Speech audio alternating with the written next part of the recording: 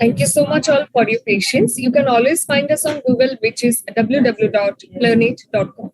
There we have lots of live sessions conducted by eminent speakers across the globe. We have MedWiki services, which is medical Wikipedia for doctors. You can read them out. We have telemed site that you can use, and we have polls and quiz in our site that you can play in your leisure time. So now, without further delay, I would like to hand over the session to Dr. Atul Gandhi sir to start with today's program. Over to you, sir. Okay, sir. Absolutely, you can join. Thank you very much. This is a program is mainly supported by the Clarinet, and also this is a program in YouTube channel by Mr. Rahul. He is going to deliver on Anaesthesia TV. So, thank you very much. Respected President Priti Patel Madam, she is not available just now, but she will be joined. Dignified luminary speaker and the members participant season's greeting. I have the honor of welcoming you all of the webinar of the year by ISA Gujarat branch, which I am sure will be very fruitful. As you know well that it has been endeavor of ISA to enhance such virtual gathering to enhance the knowledge of useful for day-to-day practice of the member. And I feel pride and pleasure that our respected Dr. Sukhminder Bajwa sir with us and give consent for sharing his knowledge and challenges in Anaesthesia practice. I invite all the delegate also and all speaker and our chairperson. May I request Dr. Badresh sir as a past secretary to welcoming all our delegate. Dr. Badresh sir. Badresh is there? Dr. Badresh, unmute yourself, please. Yes, sir. Yes. Thank you, Atul. On behalf of Gujarat State Branch, I welcome all eminent speakers and chairperson and delegates. And as Atul said, we will really enjoy this session and it will be fruitful for all. So, on behalf of all of you, welcome you, sir. Welcome. Thank you, Dr. Badresh. Thank you very much. I would also like to welcome our other speaker, Dr. Tushar Chokshi from Baroda. He is a master of making of the slides, and I want to, with your support, sir, please, Bajwa sir, please consider in national level for the book for his. Hey, Dr. Tushar Chokshi, I will speak about him. Don't worry. I will come to that. He knows. Chetan Trivedi is the president of Pediatric Association of Gujarat. Who will deliver talk on the crucial topic like anaphylaxis. Rapid action can save life. Welcome you all. I am also happy to inform that our going to have such next webinar on financial aspect on investment of the medical practitioner. Date will be declared later on. The ISA Gujarat State Branch has always been vibrant and proactive in arranging such programs in the interest of the members. Thank you very much. I invite Dr. Kishor to give our first to introduce our first speaker, Dr. Sukhminder Bajwa sir. Dr. Kishor, please unmute and start. Introduce. Yes. Good evening, all the dignitaries. Sorry, sir, 1 minute. Kishor Rupani is from the Surat. He is a private practitioner and secretary of the Surat State Branch, Gujarat Anaesthesia Society. Sorry. Thank you very much. Thank you, Atul sir. Good evening, every dignitary present here. Dr. Sukhminder Bajwa. He is the professor and head of the Anaesthesiology and Intensive Care at Gyan Sagar Medical College and Hospital, Patiala, Punjab. He is the editor of 14-year experience in editing and reviewing experience in research methodology, obstetrics and neuroanesthesia, emergency medicine. He is the ex-board director for postgraduate studies at Baba Farid Unit of Health Science, Punjab, postgraduate examiner since 2016. His academic appreciation from Sir R.D. Miller in 2003. He writes many chapters in books and including the anesthesia for endocrine surgery in Lee Synopsis of Anesthesia. He present more than 400 national and international publications. He authorized 7 national guidelines for anesthesia and endocrinology medicine. He is editor-in-chief of Northern Supplement of Indian Journal of Anesthesia. He is the ex-honorary secretary of Punjab State ISA branch. He is the ex-National Governing Council member of ISA from 2018 to 2021.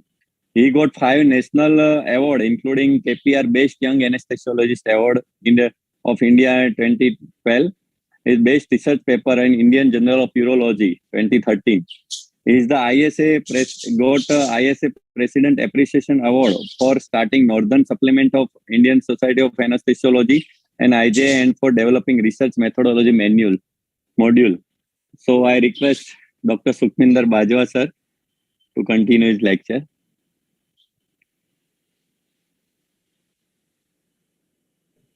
Thank you, Dr. Kishor, for such a that detailed introduction. It was not required. Simply saying Sukhminder Bajwa is good enough. I think the time will come. I will not be writing anything. Just Dr. Sukhminder Bajwa, professor at Anaesthesiology at that particular medical college. That is a way forward in our academics, in our society, rather than just elaborating the language, whatever you call all the data about the person. Anyway, but this webinar is, I like it to my core of my heart, because Ahmedabad, I had a disturbed that one visit there because the inspection of my medical college at that time by NMC. And thank you, Dr. Badresh, and thank you to all my colleagues, especially Dr. Madhuri, she was there, Dr. Ridhima was there, Dr. Manisha was there, who were taking care of my kids at that time. And Gujarat state is coming now greatly forward, especially after that conference, a national conference, after they held it in COVID times, just past COVID times. It was very difficult. I salute my all, honors to Dr. Ashish Diwan, Dr. Badresha, Dr. Tarlika, Dr. Hina, Dr. Preeti, so many, Dr. Atul Gandhi, so many there were there who held that conference in a good teamwork, and it was done very beautifully. Presently, this webinar is also an extension of those academics. What I wish that academics in Gujarat should continue. I will look myself personally to see that these academics should continue in a very smooth and systematic manner, so that what I feel that Gujarat state has got very less publications in the national and international journals. They are doing a lot of hard work. As they were explaining about Dr. Tushar Chokshi is such a good friend of mine, and he's coming with all the infographics, such a good information, and I don't know what else. He is doing such a good academic work, and not just him. Many people are doing Gujarat doing academic work, but the work is not getting exposed. The theme of the topic today is the same, aiming at those lacuna as well as those limitations where the practitioners have to come forward to uplift the society, to uplift the academics, to uplift our fraternity, basically. Because as long as we don't have a good coordination between academicians and practitioners, we cannot move forward. This is the essence of ISA. ISA is a family, it's a big family, but all the members of the family should contribute towards the growth of the society. And I really, among all the Gujarat academicians, whosoever at whatever position they are sitting at, I really salute Dr. Tushar Chokshi. He is regularly giving all his inputs to the ISA, to the society, to the fraternity, about all the advancements and everything in the form of infographics. Dr. Tushar, I really appreciate your efforts. Now, coming to the topic of today, I will be dwelling upon how the practitioners should be included in the mainstream of academics. That is very important, because 60 to 70% of our anesthesiologists are practitioners in India, and they are not directly involved in ISA activities. There are so many causes, so many factors about it also, reluctances, limitations, opportunities, so many factors are there. But ultimately, what I feel, if ISA has to move forward, the practitioners have to be brought into the mainstream. This is a small gesture, just a small gesture. What I'm developing is a practitioner's module. I'm developing a practitioner's academic module which will be, formulated very shortly, maybe another 3-4 months.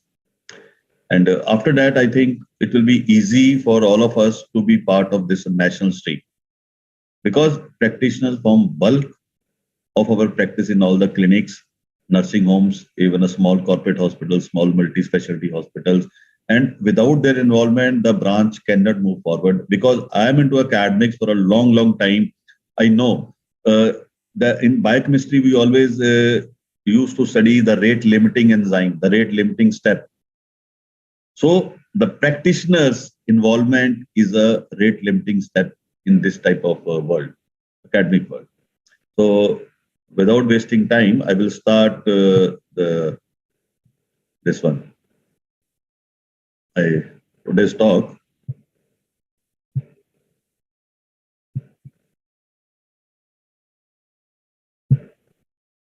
The screen visible in the full form? Yes, yes. Yes, sir. Yes. Thank you. So the topic is about the challenges in anesthesia private practice, how to bridge the academic gaps. This is very important. We will, during this talk, I think nobody should feel offended. Nobody should feel much more appreciated, because this is a very general talk. And we have developed this talk not on one day or 1 month or 1 year. It is a talk of experience imbibed, the things imbibed from the last so many years. First of all, greetings from my own medical college, GSMCH Medical College, Patiala, Punjab. And greetings from my own journal, my heart, my breath, Indian Journal of Anesthesia. Only last night, the volume 6, this one, issue 6 was, the June issue was came online. And that is a good teamwork of our entire editorial team, especially my associate editors like Dr. Madhuri Kurdi. She's helping me a lot, because of the last 1 year, I've been involved in so many activities.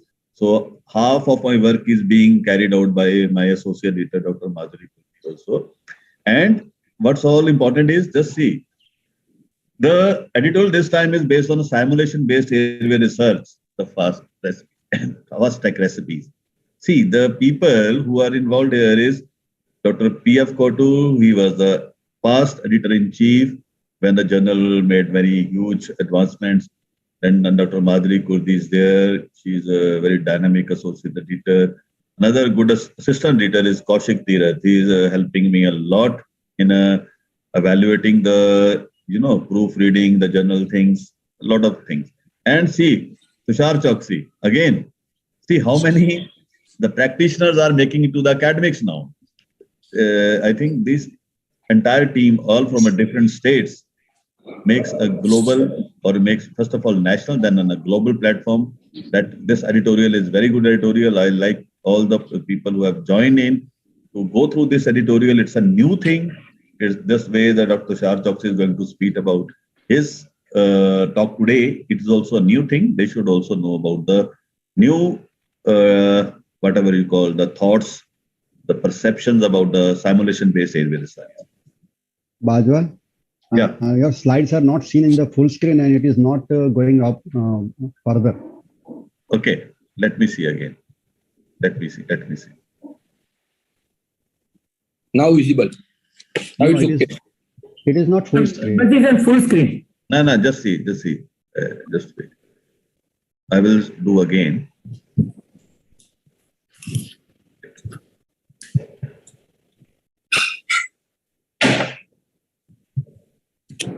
Now is it visible? Yes, sir. Full screen? Yeah, full screen. Sir, no, sir, your PPT is not visible currently. Slides are not seen. Sir, you can share your entire screen. Just wait. Let me help you. Yes. Just wait. Okay, just wait.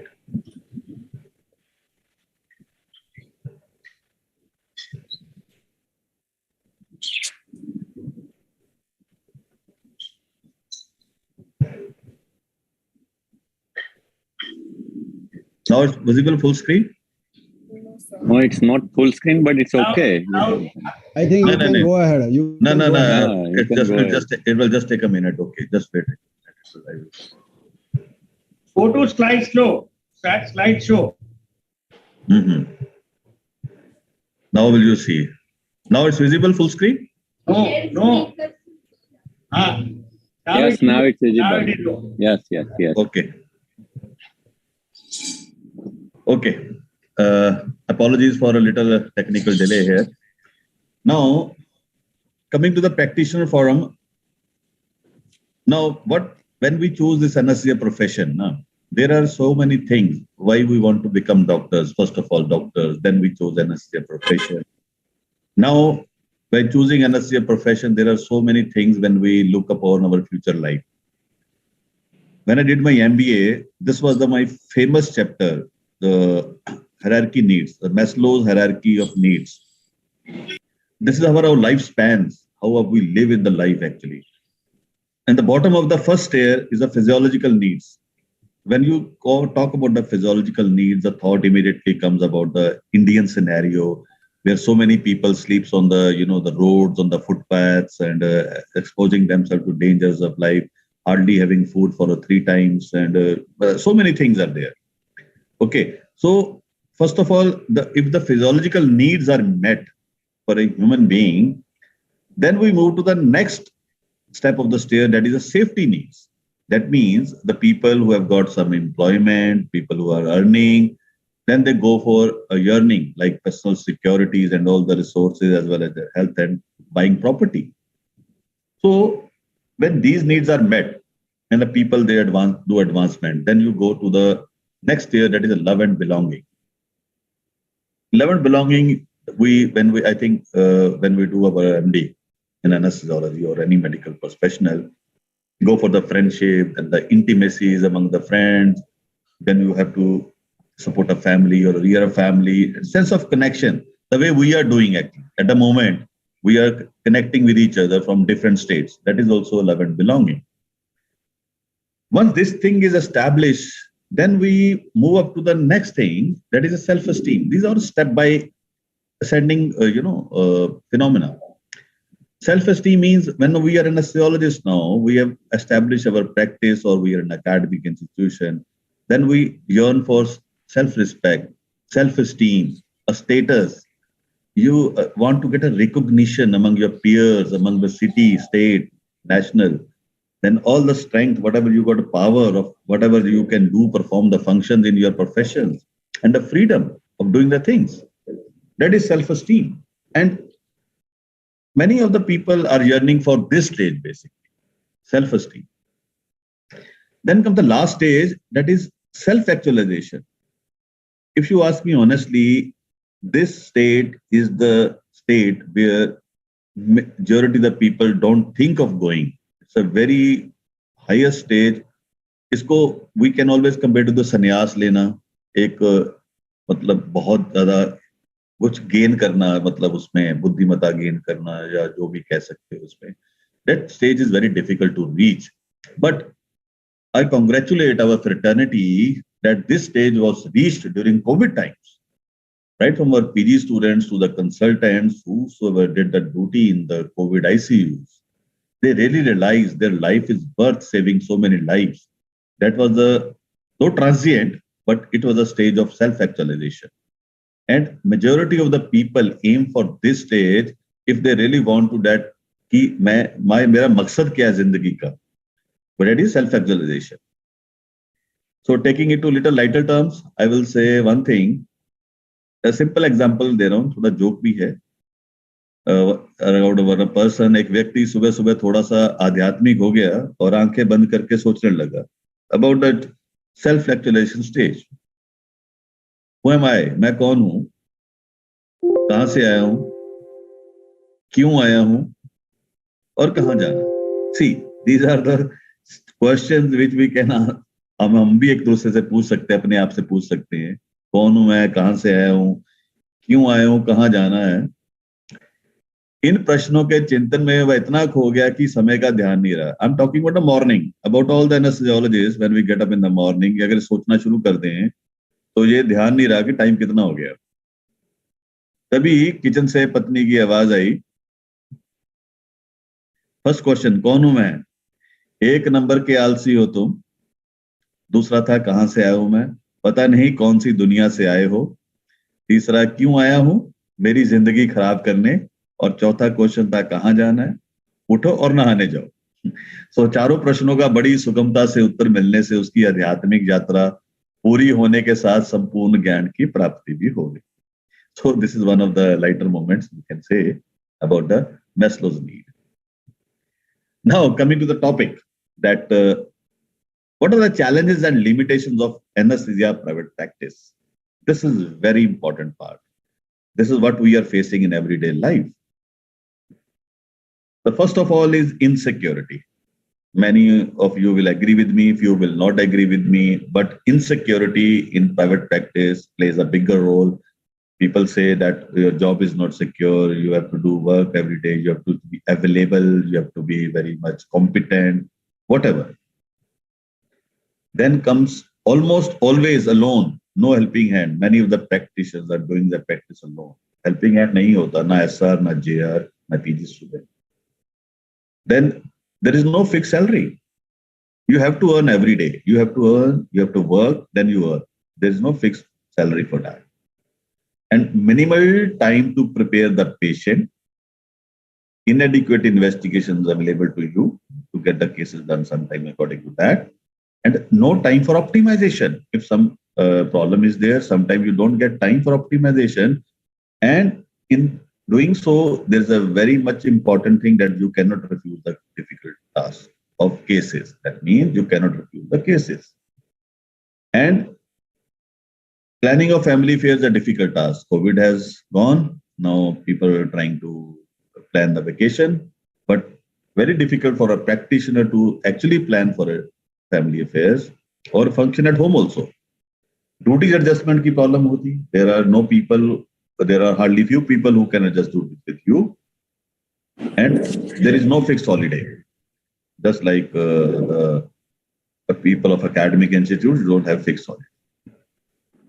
थोड़े और challenge की बात करें तो many a time people who are working in private practice, they get ill-equipped operation theaters, suboptimal atmosphere and resources, and including manpower. मतलब ये manpower नहीं होती, resources नहीं होती, so that's a very difficult, important challenge for them.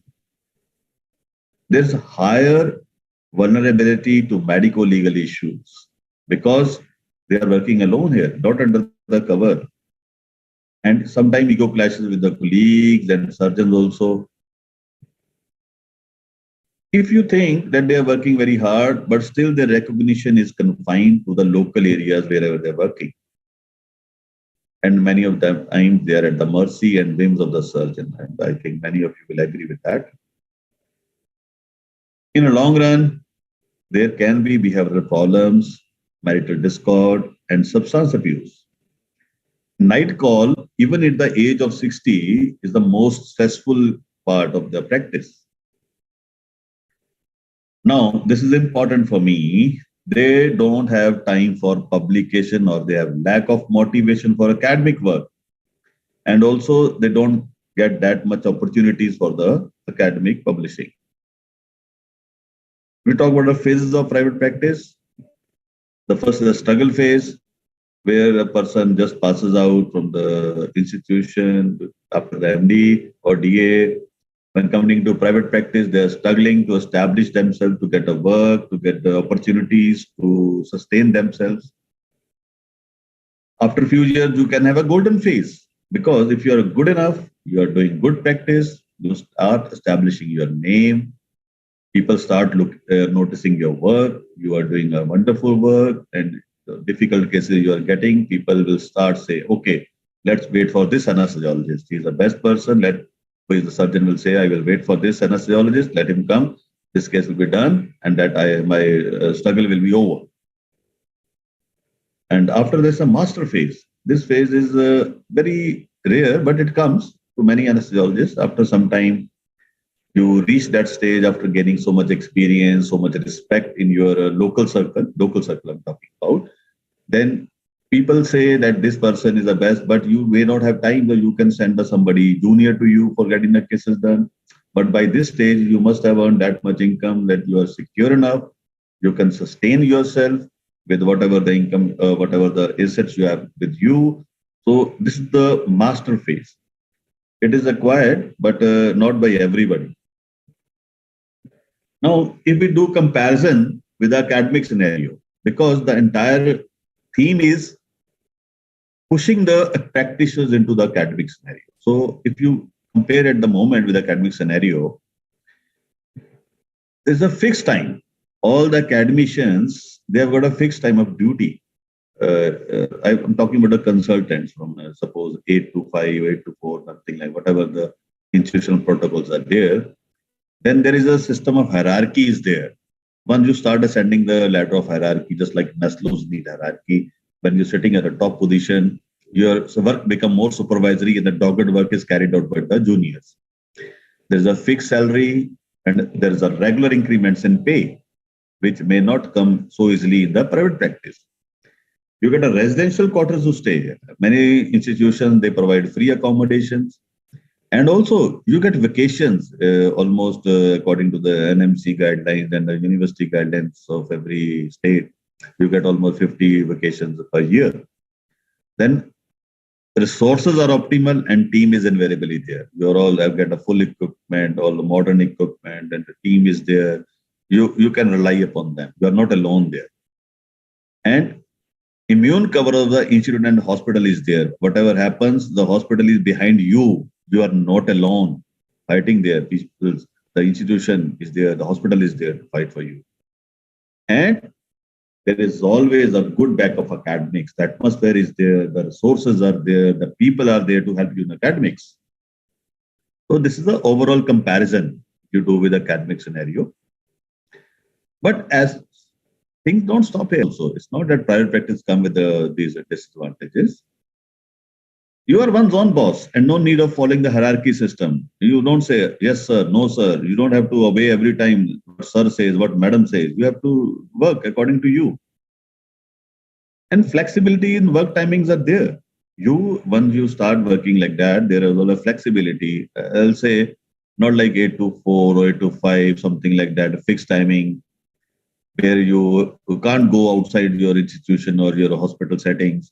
But in flexibility work time, you sometimes, I was talking to Dr. Tushar on that day. He starts his day at around 6 o'clock in the morning, getting all the cases done and get free by 9:30 or 10.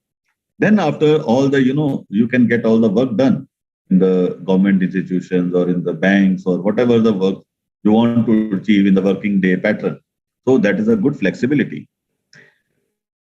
This is the important thing. Choice of hospital, nursing home. It's your choice. You are the master. You are the boss. You choose your hospital where you want, which nursing home you want to adopt. It's your choice. Same is with the choice of surgeon. That's such a warm feeling. You choose your surgeon with whom you want to work.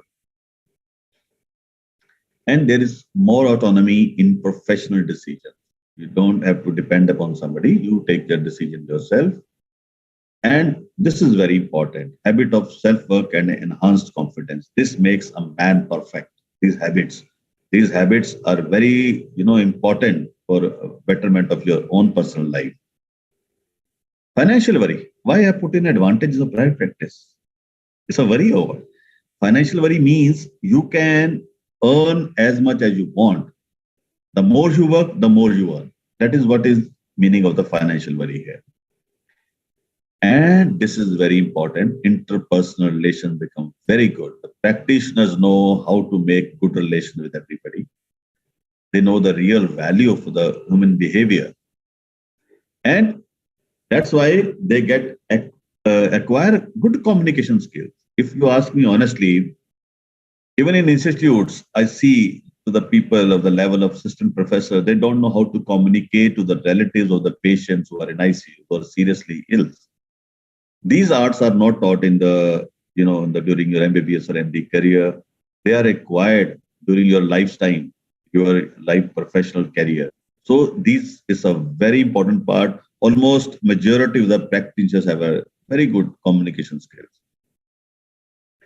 But there are doubts and queries. If you ask me honestly again about us academics, about the conferences, CMAs, practitioners have doubts and queries, and I agree with them. The first query will say, we are not interested in lectures. They are hardly practical so as to be useful for our daily practice. And it's true. How many lectures really help the practitioners to acquire those things? So this is a good doubt. And this is another feedback. Why waste money and time when one can easily get credit from credit hours displayed on the certificate by simply doing the registration? Reason being, many states, they have done the necessary homework that they will renew the registration of the respected doctor only if they acquire certain amount of credit hours. Like in Punjab, they say 50 hours after 5 years. So just if you are registering, you can get certificates. So why waste money and time going to the conference venue, staying there, spending money and leaving practice? And that's why I say we sacrifice our practice and rather spend money for attending such events. Is question valid or what? This question is valid if they say like that. But they will also say that on the other hand, academicians get leave and their registration many times is paid for these type of conference by their respected institutes. I think I also used to get a reimbursement from my institution for attending as a faculty. When I present something, I used to get reimbursement. So it is a thing that we are at a loss actually, if you compare the academic scenario and the practice scenario. And important, is this CME or conference going to improve our status and practice? One CME or conference, I will come to the answer to this thing also. Important answer to this. Is this CME or conference going to improve our status? This is a question asked by many of the practitioners. Many will say academics are not my cup of tea. This is a very common answer. You will hear a lot about it.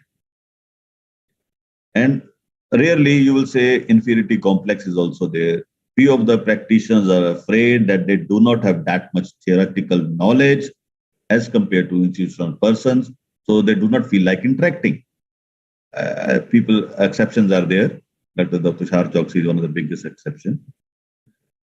So a good doctor or anesthesiologist should have, to be successful in anesthesiology, one must, these are very important 5 principles. First of all, that person should excel academically. That's very important. Whether you are a practitioner or academician, you should excel academically. Be incredibly detail-oriented. You should be knowing everything you're doing in the procedure. You should know every detail about it. You should have necessary skills at all the procedure which you are performing, as well as be calm in stressful situations. And I appreciate that the practitioners are very calm majority of times. I won't compare to the academicians, but they are very calm. And you have to be warm and caring to ease the patient anxiety. That is a very important role of anesthesiologists, because they are always depicted in the background. When they induce a patient, the patient gets unconscious. When they take out the patient still not senses. So they are the background heroes. So you have to be very warm and caring to ease the patient anxiety, especially during the pre-anesthetic evaluation as well as during pre-induction also, so that you make a picture of yourself in their mind. However, the scope of growth is there in the practice. How the scope of growth works, let's see. In the beginning, after passing out, if you want to join the practice, one contacts all the medical and diagnostic centers, including ICU. You start doing duties there as a locum or as a regular person, or somebody start working with a senior anesthesiologist. And nowadays, the trend is anesthesia groups. This is a very good practice, and I appreciate that these groups really help to grow somebody and to groom somebody also. And growth should be holistic. Even if you are doing in whatever circumstances, the growth should be holistic. It should be related to your income or the respect and recognition or academic growth. Why academic growth? Because academic growth leads to a constant growth. And you have to work with honesty and loyalty always. If you want a constant growth, should work with honesty and loyalty. Very important principles. Should have a regular reputation of knowledge and advancements. important. It's very important for the practitioners, a regular repetition of your knowledge and advancements in anesthesiology. So, and learning through workshops. There's so many workshops being conducted nowadays. Always enroll yourself to these workshops. At least you will learn something new. It will make you satiated from your inside. Short courses are also there in anesthesiology. Fellowships are there. These will enhance your self-esteem, self-confidence. If you want to move up to the ladder of Maslow's need of hierarchy. And try not to gain work by hook or crook, but by one's own capability and hard work. This is very important. Even in the modern day times, it works. It works like magic. This is also very important, integrity towards one's anesthesia colleagues, whether you are in institutions or in private practice. You should have dignity and integrity towards your colleagues.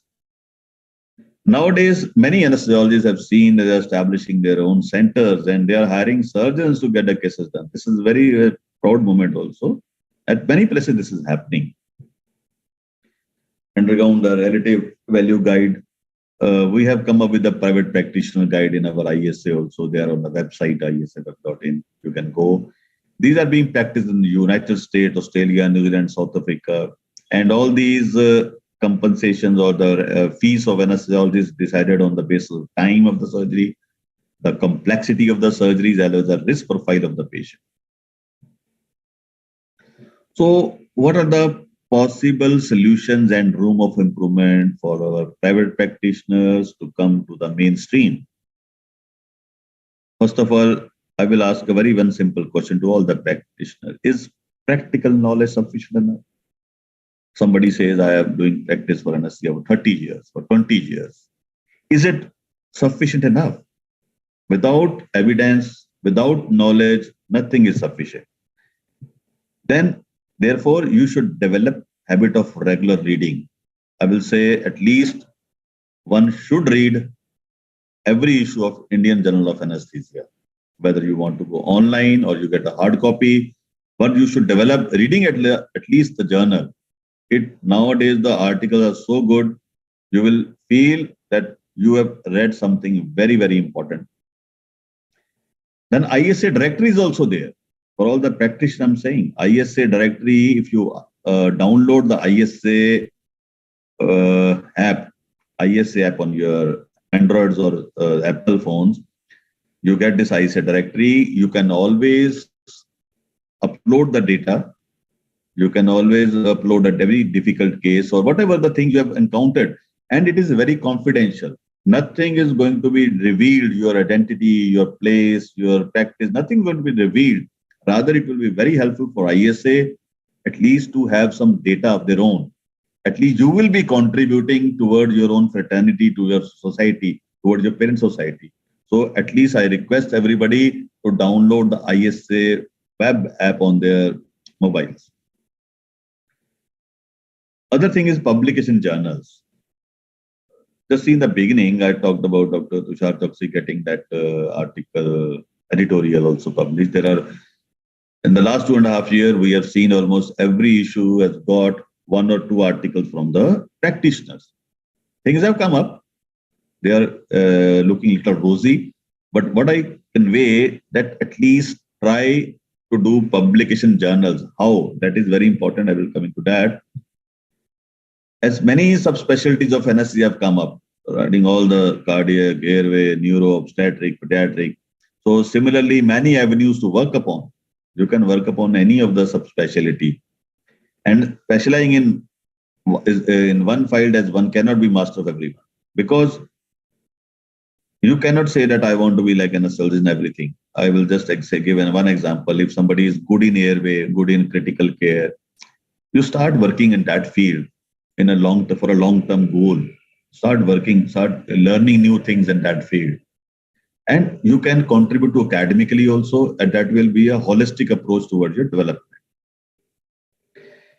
And ISA is the only common platform where one can meet freely, can relax, and can feel the part of a big ISA family.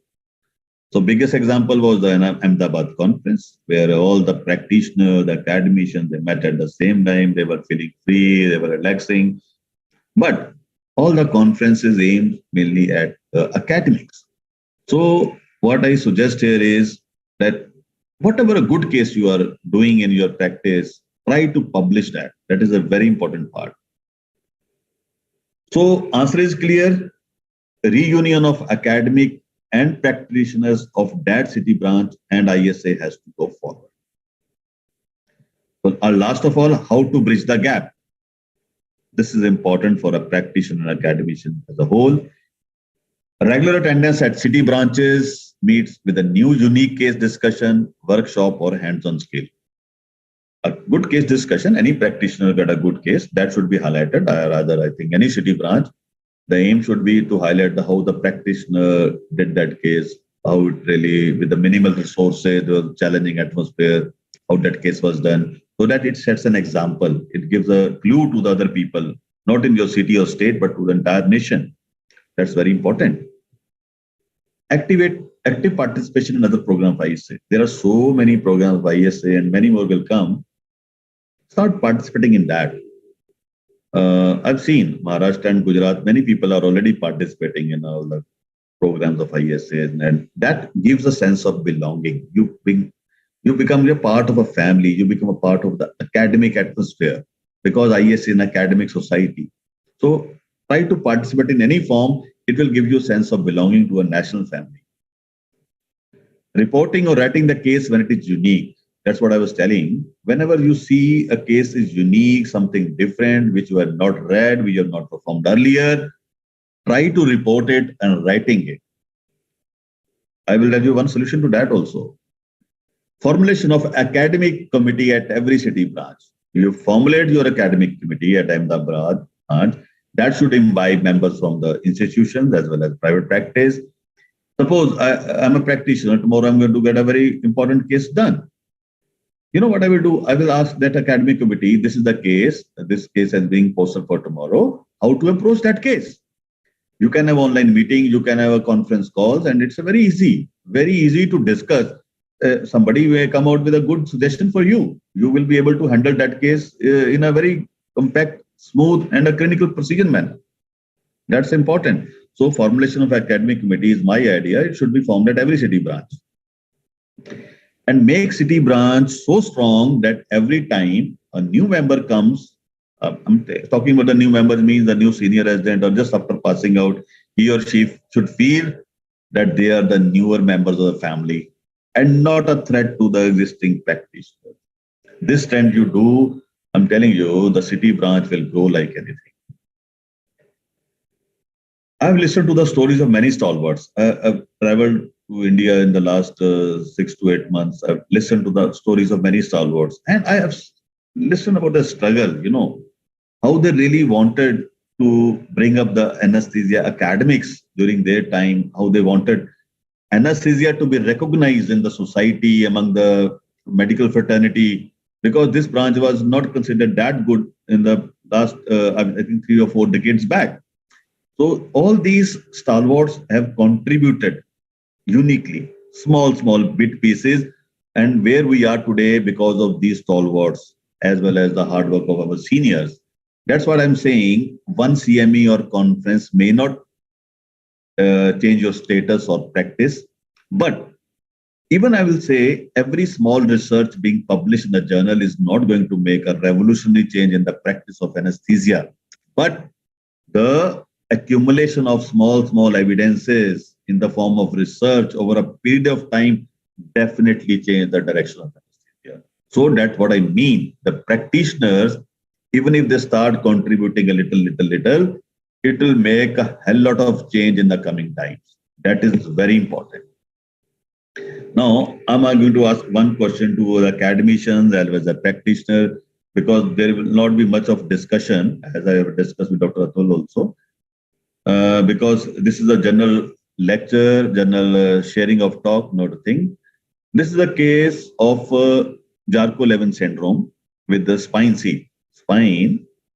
So almost a grave scoliosis. Okay, the left lung is almost gone. Now I will be asking everybody, it will be interaction, and how you will go for this case. If this case lands up for the fracture femur, or for the, this one, cesarean section, or for even for that abdominal hysterectomy or lap cholecystectomy. So this is we're going to discuss. So everybody should be giving their views about this thing, because whether the practitioner should handle this case or an academician should handle this case. This is a good discussion. Jai IJ, Jai ISA, Jai ISC, and Jai. Can I say? Yeah, So please. yes, sir. I think this is I'm doing the spine practice regularly. I think this is a case of institute level, because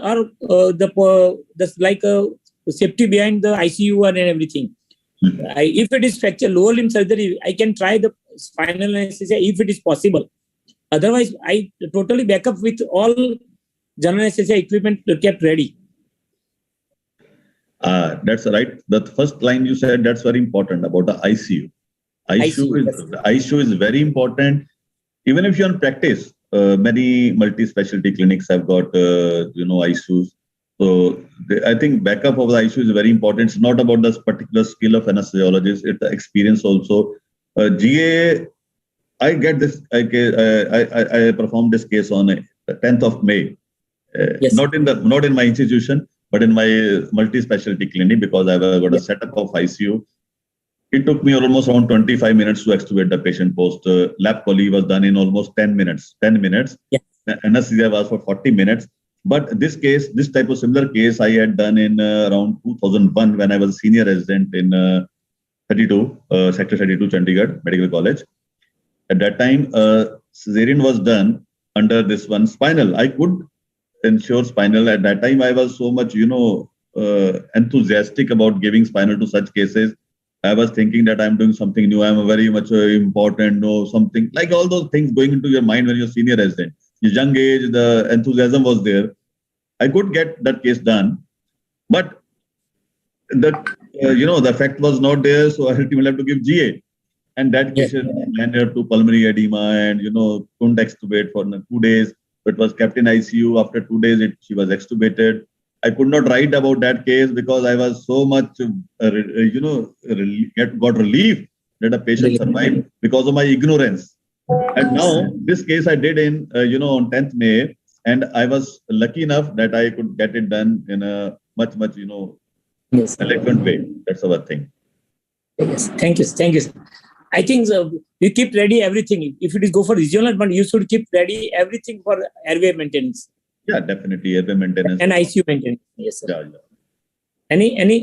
Any faculty or any speaker wants to share the views about the private practitioners, whatever discussed. That is very important,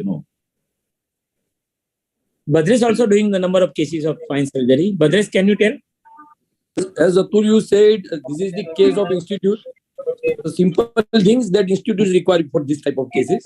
Yes. If you, as sir said, you successfully carried out that case is different matter, but ideal thing is the institution is the must for this type of cases, sir.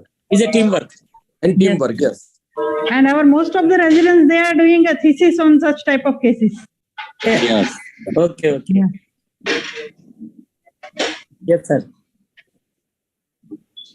Any other addition to this lecture? Because, I'm going to refine this lecture. I am developing a practitioner module, which will be ready in 4 or 5 months. That is ISA practitioner module. So I just want input from anybody who want to say something more important thing about the private practice in anesthesia. That is important. Bajwa, one suggestion is that what I had seen since last 15 years. Hello, somebody is having a noise after. Hello. It's Bajwa, fine. It's fine. Yeah, Bajwa, I will suggest one thing. ISA should conduct a practitioners forum lectures and conferences like you are conducting for PGs and as a combined. So only for the practitioners like this, and cases should be discussed and all the practitioners should attend that conference. That is what my suggestion at every city and branch level. Before that, what you said, I was thinking of a practitioner supplement in IJ. Very nice. I think before ending the tenure in November or December, I would like to have one supplement of practitioners, entire practitioners, whatever the maybe case reports or letter to editor supplement can be done, not in the main issue, because we are not accepting the case reports in the main issue. So I was thinking of starting up practitioners, somehow, because it's a platinum jubilee year, we will be coming with something unique. There will be a southern supplement or will be released in the SAR conference. So then East and Northeastern supplement already, have come out during Platinum Jubilee year. So many things. I think a practitioner supplement will also come. That is important for IJ. And I will be getting contact. You will also be helping in this regard to invite articles, good cases throughout the country.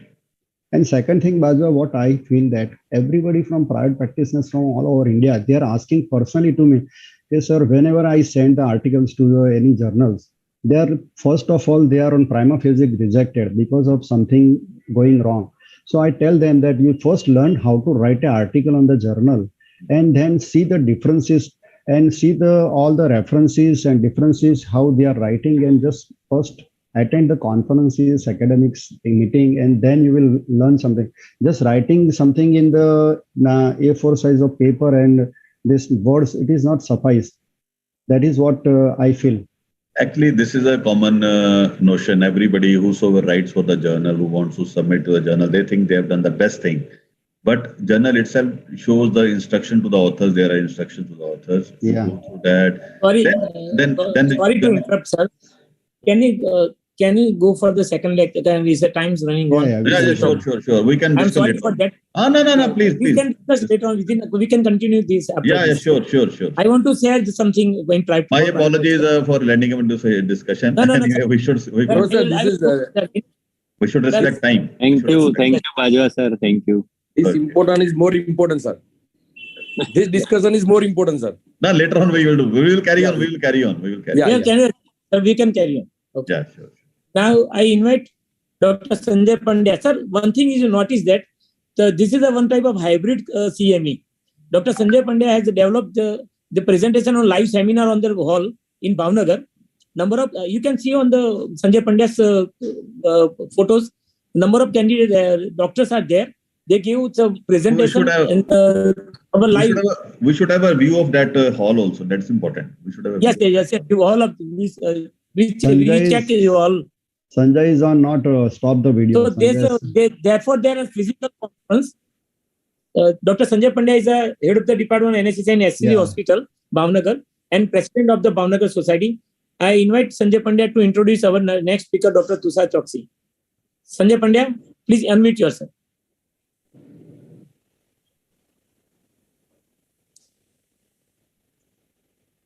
Sanjay Pandya.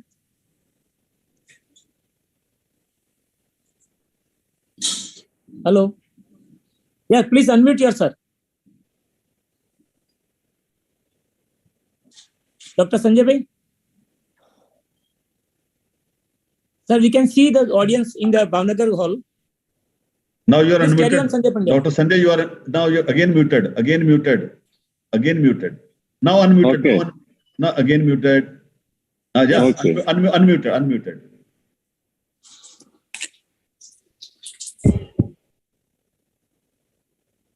Not audible. Can I put the slide there? Yep. Devina, please just share the slide of Dr. Tushar Chokshi.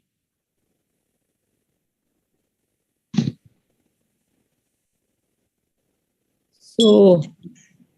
Now, can you hear me? Yeah, please carry on. Yeah, sorry for some technical disconnection. Good evening, everyone. It will be my privilege to introduce my colleague and alumni. We were studying together, and Dr. Tushar Chokshi passed his MD Anesthesia from Medical College, Baroda in 1991. Presently he is working as a consultant private practitioner at Vadodara, visiting at multiple hospitals like Sterling Multispeciality Hospital, Parul Institute, Eurocare, and other private institutes.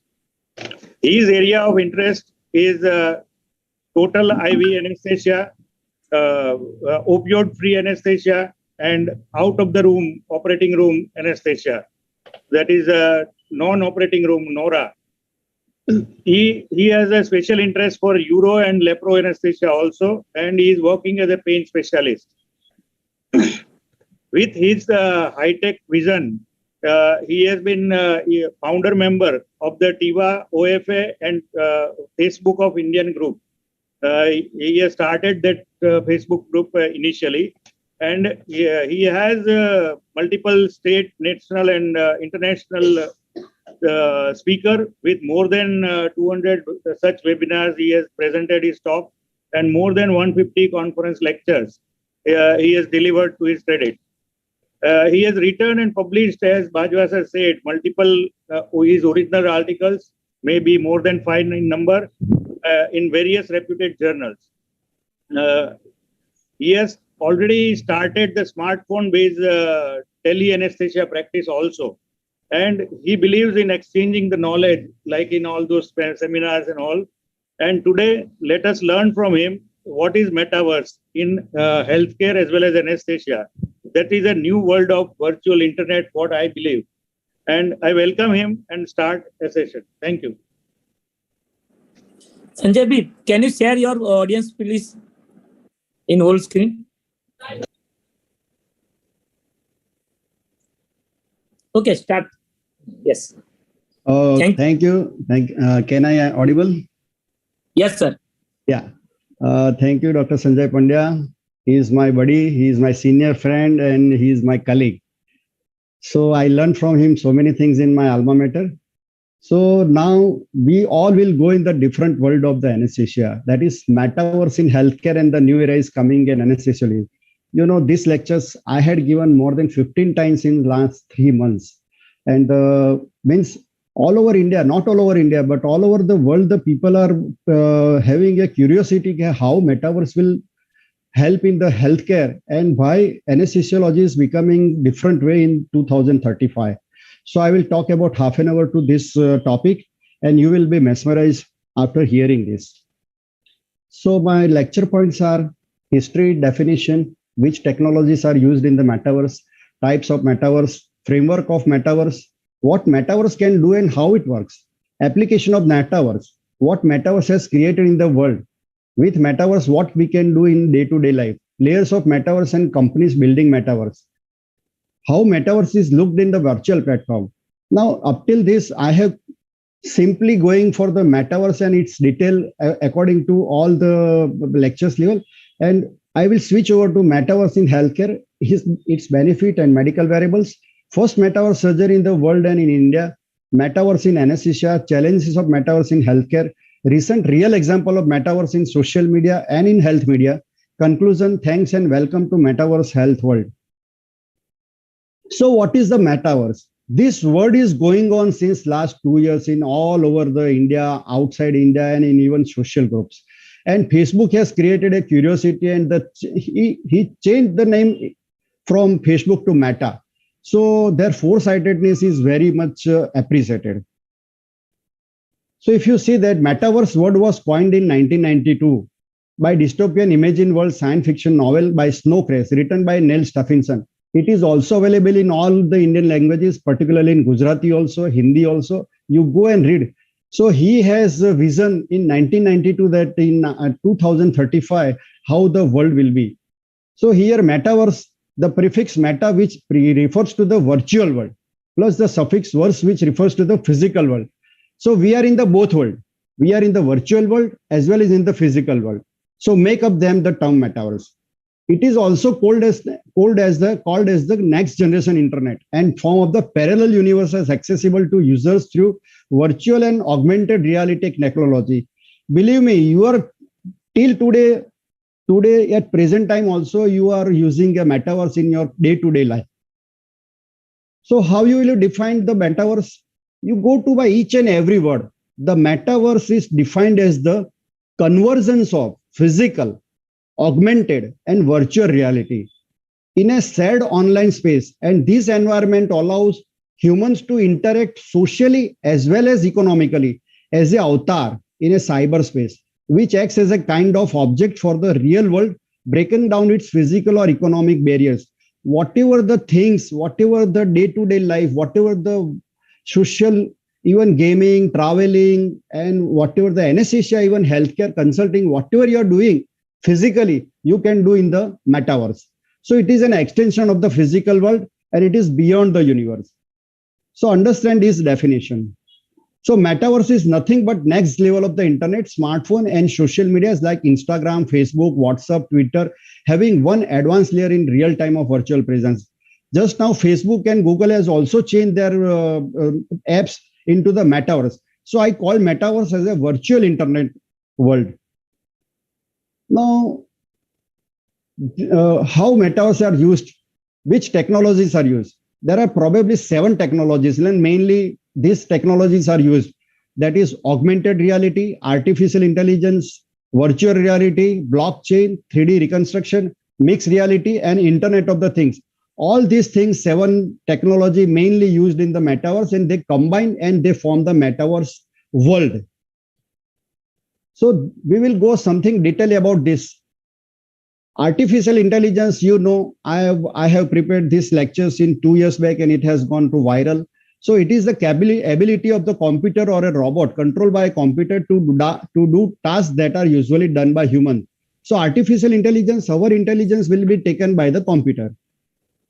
What is augmented reality? It is an interactive experience of the real world environment where the objects then reside in the real world are enhanced by the computer generated perceptual information, sometimes across multiple sensory modalities, including visual, auditory, haptic, somatosensory, and olfactory. Suppose you want to dance when your friend is in America. So you will dance by augmented reality in the real world, in the physical by really, in virtually with that fellow. So you will dance in the India and he will dance in the America. So that is called a metaverse technology. Virtual, it is a simulated experience that can be similar to or completely different from the real world. Virtual reality typically incorporates auditory and video feedback, but may also allow other types of the sensory and force feedback through haptic technology. See, for working in metaverse, you will require a haptic technology. So that is called virtual. You should wear a cap, you should wear a t-shirts, you have to wear a lens, you have to wear a gloves. That is a metaverse variables. Then mixed reality. It is a mixture of physical and digital world. So it is a mixture of augmented reality as well as virtual reality, unlocking natural and intuitive 3D human computer and environmental interaction. This new reality is based on the advancement in computer vision, graphics, processing, display technology, inputs, systems, and cloud computing. 6th technology is 3D reconstruction. In computer vision and computer graphics, 3D reconstruction is the process of capturing the shape and appearance of the real objects. Suppose in this lecture, Dr. Bajwa is not present physically or anyone in this webinar, and he wants to give the lecture as a virtually. So he is exactly the same avatar will be created by 3D reconstruction, and he will be like he is a present in the seminar hall and he will give the lectures. So it will change the technology like a metaverse. So it will now our conference will be like a hybrid webinar, physical as well as this metaverse. And lastly, blockchain. It is a type of the shared database that differs from the typical database in the way that it stores information. Blockchain stores data in blocks that are then linked together via cryptography. So here you understand that this blockchain like Bitcoin, our Bitcoin and our cryptocurrencies, these are the blockchain. You can access from any part of the world, from any computer. Some of the examples of this technology, like artificial intelligence. Artificial intelligence examples are manufacturing robots, self-driven cars, smart assistants, social media monitoring. So these are the artificial intelligence.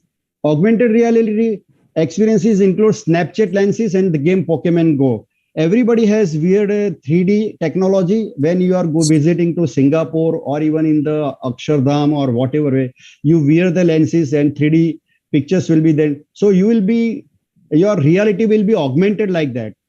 Virtual reality implies a complete immersion experience that shuts down the physical world.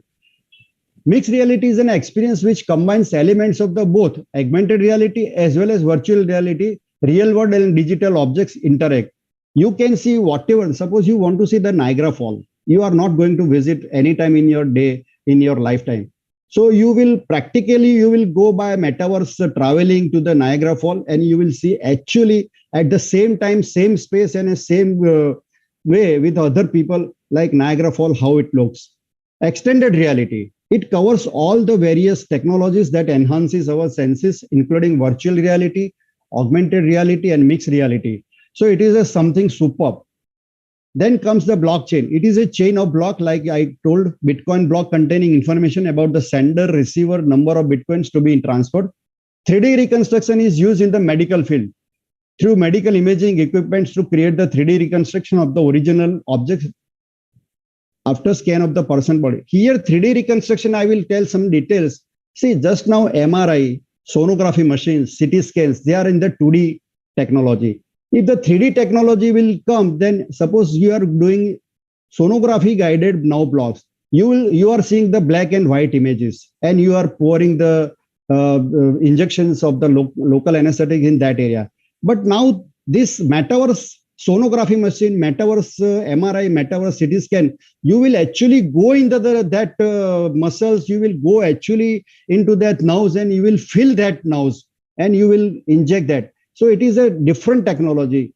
The anesthesia subjects, anesthesia giving this anesthesia, how to give anesthesia, everything will change with this technology. Internet of the things. It connects a variety of the sensors, alarms, cameras, lights, and microphones to provide security, wearable health monitors, smart factory equipments, ultra high speed wireless internet. So Internet of the things will connect all this technology by their sixth sense technology, or like our 5G or 6G internet speed. There are mainly 4 types of the metaverse.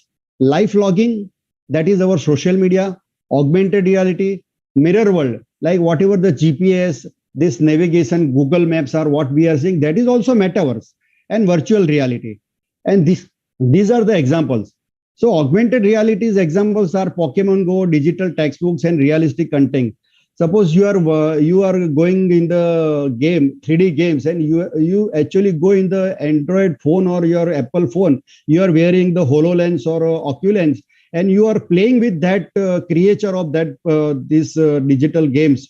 So you are playing that these people rather than physically. You are going in a virtual.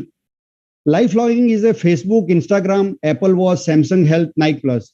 Mirror world is Google Earth, Google Maps, and see at the real time you are seeing the Google Earth, Google Maps. So why it is so? Because it is a mirror world. Why? Virtual reality, augmented reality, and with the sixth sense and the 6G speeds of the internet. And it is a one type of metaverse.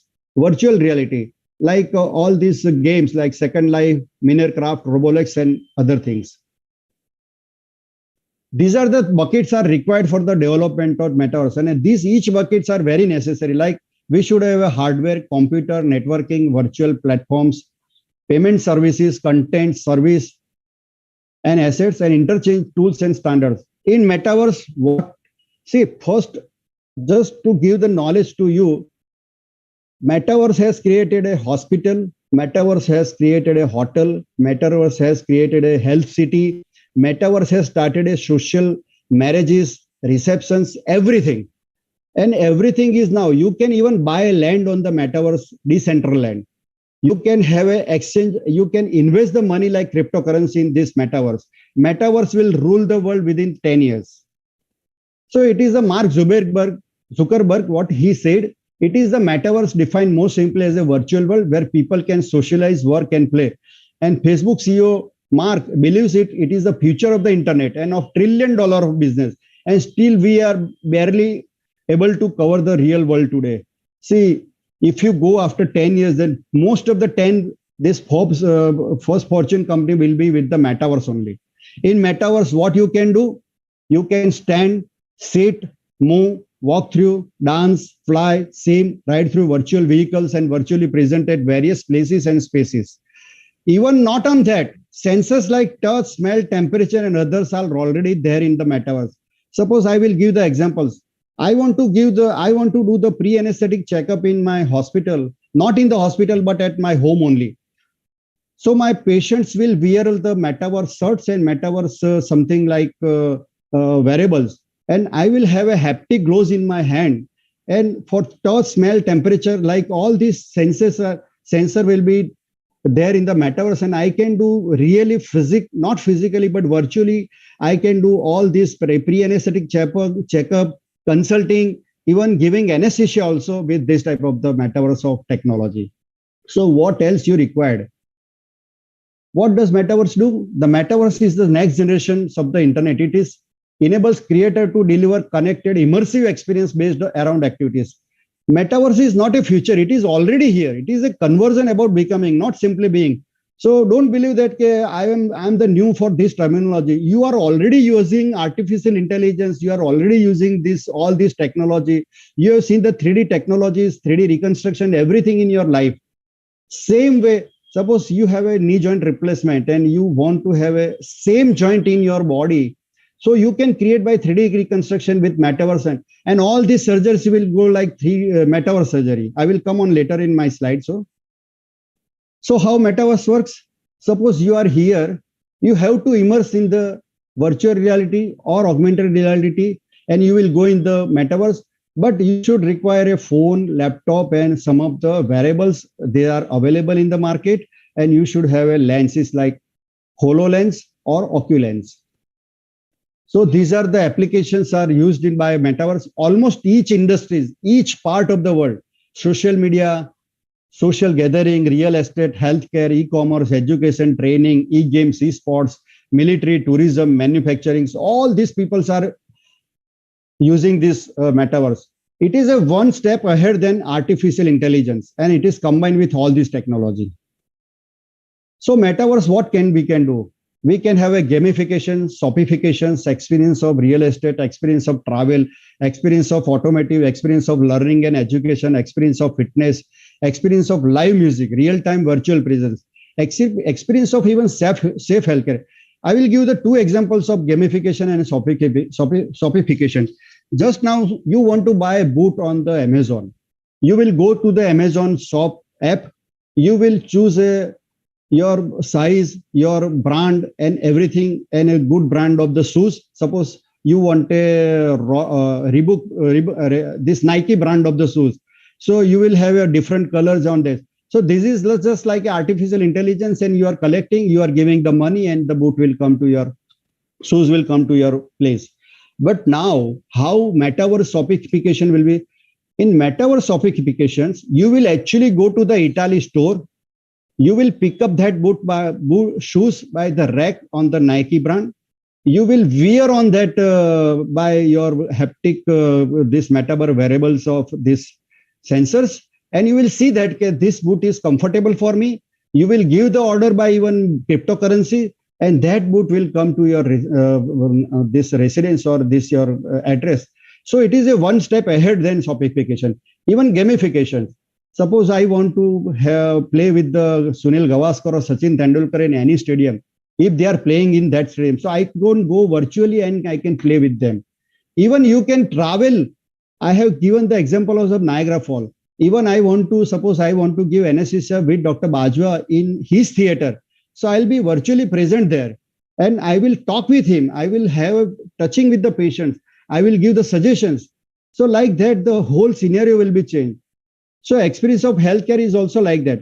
Metaverse will not simply be a place we go into, but Metaverse will be everywhere around us. So Metaverse is lying everywhere around us, not we are entering into the Metaverse. Just now I am giving lecture is also one of the part of the Metaverse. So with Metaverse, what we can do in day-to-day life, these are the reality in today's world. I'm not joking, but I want to play cricket in Wankhede Stadium from my home. It is possible. I want to see English movie on Friday, first show from my home, but not in multiplex. See, suppose KGF movie I want to see on PVR cinema, and I have booked my ticket on the tickets. Like all the multiplex systems have, they will have some portion of the seats on Metaverse sitting, and I will buy the Metaverse tickets, and I will virtually sitting that theater, but at my home only, and I will see that movie. I want to travel whole world without traveling. I want to give anesthesia in any hospital from my OT. I want to attend any medical conference without my physical presence. So all the conferences will be like webinars. Even Metaverse, suppose I am giving some lectures on the now blocks. So virtually, I will create a whole scenario on that stage only, and I will create a virtual Metaverse body, Metaverse simulations, and I will give hybrid lecture with Metaverse and physically. That is the way. I want to attend wedding reception of my friend's son in other city virtual. Suppose somebody has invited me for the marriage and I am not able to attend. So I can attend from my home also, and my avatar will attend that part virtually. It is a real examples in Chennai, first marriage reception, Metaverse reception done in 6th of February, and till now 100 marriages have done in last 3 months. So these are the 7 layers of the Metaverse. These are infrastructures, human interface, decentralization, spatial computing, creator economy, discovery and experience.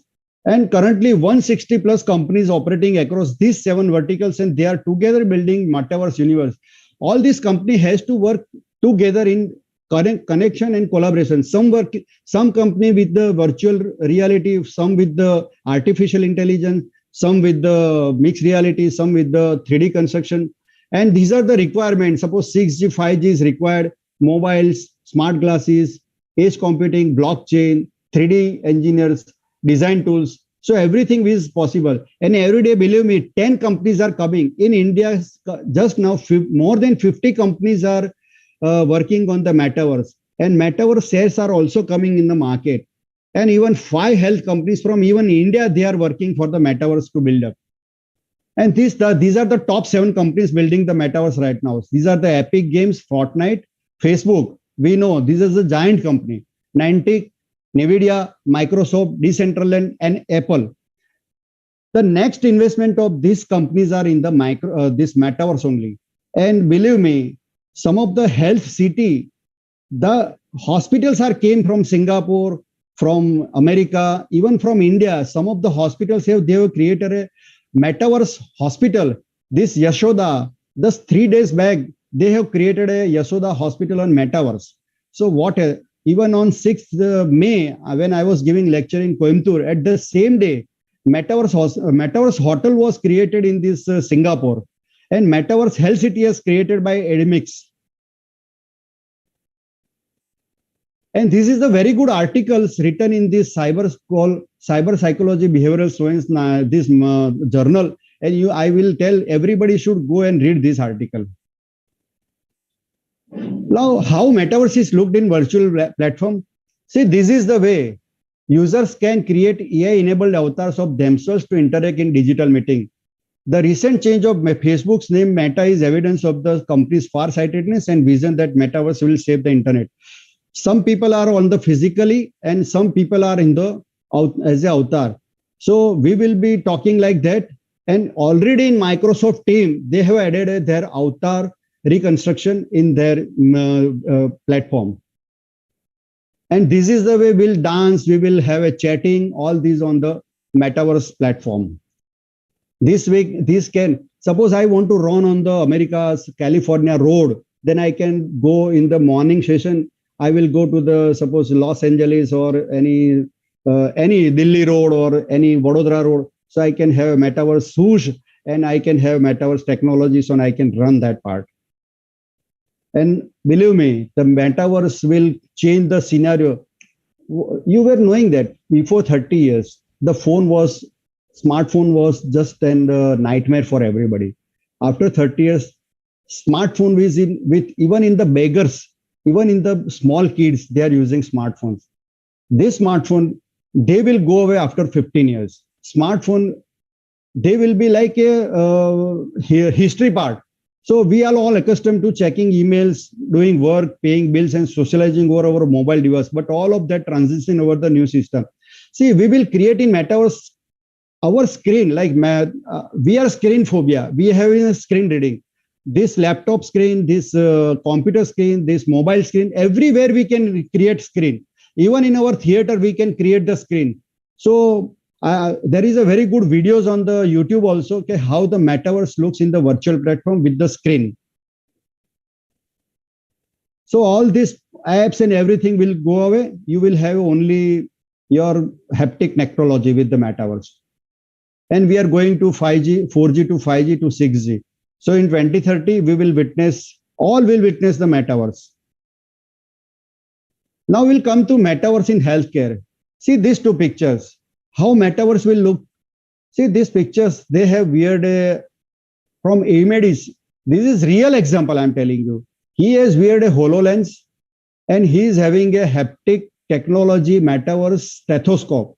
So suppose I want to have a pre-anesthetic checkup and I want to do a cardiac examination in my patient's distant part.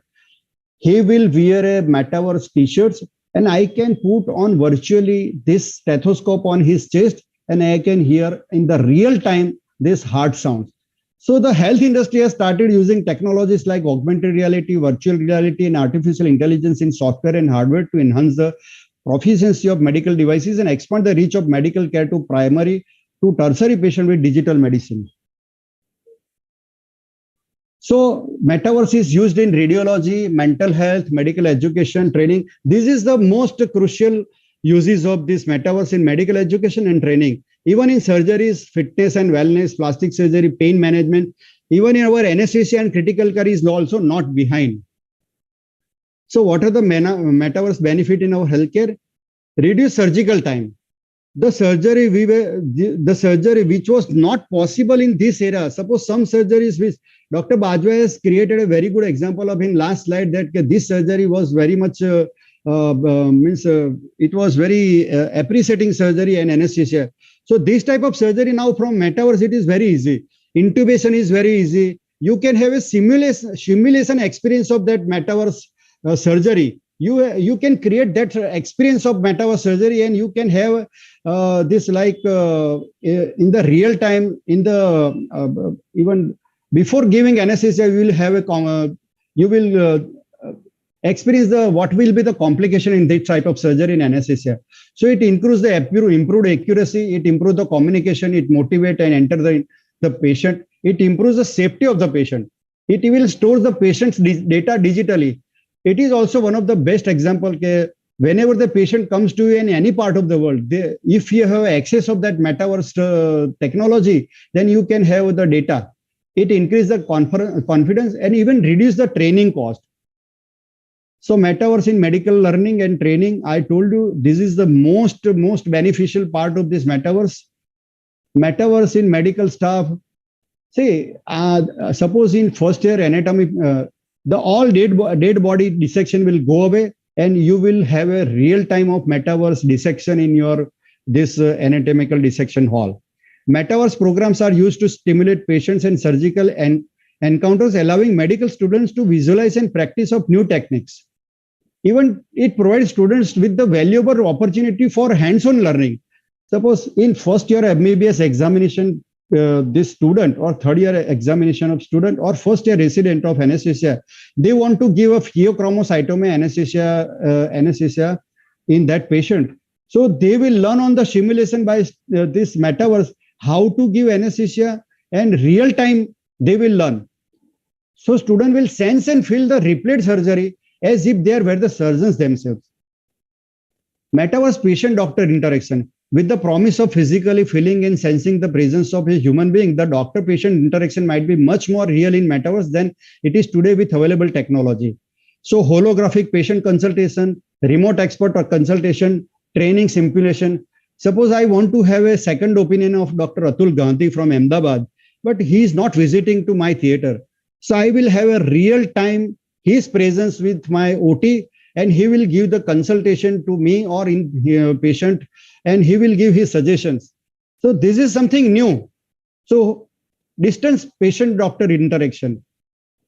Even further advancement in virtual and augmented reality might make invasive investigation obsolete. By scanning the whole body or testing a few ml of blood, the process of diagnostic will be completely much more. Believe me, all pathological investigation through will go with even you will take the drop of the blood and it will show everything, all the body means investigation in your with this metaverse pathological creations. So if you're living in a metaverse, your physical self is supposed to stay at a constant place while you are roam around the virtual reality. So in short, it will be less likely to get physically injured in a metaverse. Suppose if you are traveling, in private practice, we have to travel from one place to another place. So there are chances of accidents and physical injury. So in metaverse, you are going virtually. So you are not going physically. So it will be less likely to get physical injury. Even in this corona period, if limited moving around means lesser chances of acquiring infection disease like flu, COVID or SARS. In America, since last 2 years, in all ICU, some of the metaverse consultant means in the evening round or in the morning round, they go with the virtually to the patient. They see the virtual consulting and they will feel that the patient will feel that doctor has visited me and there is no chance of a cross infection. So we know that the infections are a major part of the hospital workload and causes significant ill effect on the well-being of the patients. Even in pre and post surgery assessment, building on the existing use of surgical robot, more complicated surgery are set to make increasing use of AR and metaverse. I will come in the later part. Suppose in metaverse, the visit will be entirely virtual. One of the best uses of the metaverse in healthcare, one can imagine making doctors visit virtually. Not all visits require a physical examination by a doctor. Sometimes for just teleconsulting, telemedicine and teleconsultation service are massively growing all over the world, and metaverse will change the old culture of the physical visit. So an avatar will meet the doctor just like it happens during classical face-to-face appointment. Even our colleagues, our patients will not feel that the doctor has not visited me. Even wellness, fitness and quality of life will improve, and metaverse can help to improve quality of life for people with dementia. The patients were better able to retrieve old memories, which improves mood and provided positive mental stimulation. Food and Drug Administration of USA has approved so many gadgets on the metaverse for dementia and for pain relief during patients' visits and that. So I will come on the one example in my later slide, how this helps in the metaverse pain relief also. In transforming this visualization, in the recent 2 years, a lot of hospitals impose restriction on the patient visit because of the COVID pandemic. So there will be a new innovation in social measures when we visit a friend or family member after a surgery or critical health condition at the hospital. With metaverse avatar at any time, it will give patients a lot of emotion support, making them feel better. I'll give the example. Suppose one of my relatives is admitted for the cardiac bypass surgery in the Ahmedabad, and I am not able to visit him personally. So naturally, it is a social visit. I can visit anytime on 24 hours to him with his permission, and I will talk with him by going virtually as a avatar, and I can even I can feel all these senses, and he will be very happy after meeting me. So there is no patient visit, patient doctor visit. Like that, the metaverse will change this even visits also. So these are the medical variables empowered patients and physicians in the last few years. And what are that? These are the non-fungible tokens, are pieces of virtual clothing, digital accessories like dresses, shirts, jeans, sunglasses, or bags that you can use dress up your avatar in a virtual front. These are the haptic gloves are available, Meta watch available, HoloLens are available, OcuLens are available. You can wear t-shirts. So from that, so each and every technology, you have to have some of the variables on that part. So OcuLens and HoloLens, these are the two primary things which are available on the Amazon. OcuLens is available in 40,000 to 50,000. Microsoft HoloLens are available in 40,000. And this is the costliest VR virtual reality headset from VR engineers. It is 4.5 to 7 lakhs. These headsets are having an auto eye and embedded lip motions. These were used in the Harvard University in their surgical theaters. And I have never seen that, but it gives a real metaverse surgical experience. So metaverse in healthcare, this you can do metaverse health training, metaverse virtual visits and everything. And he is the first surgeon.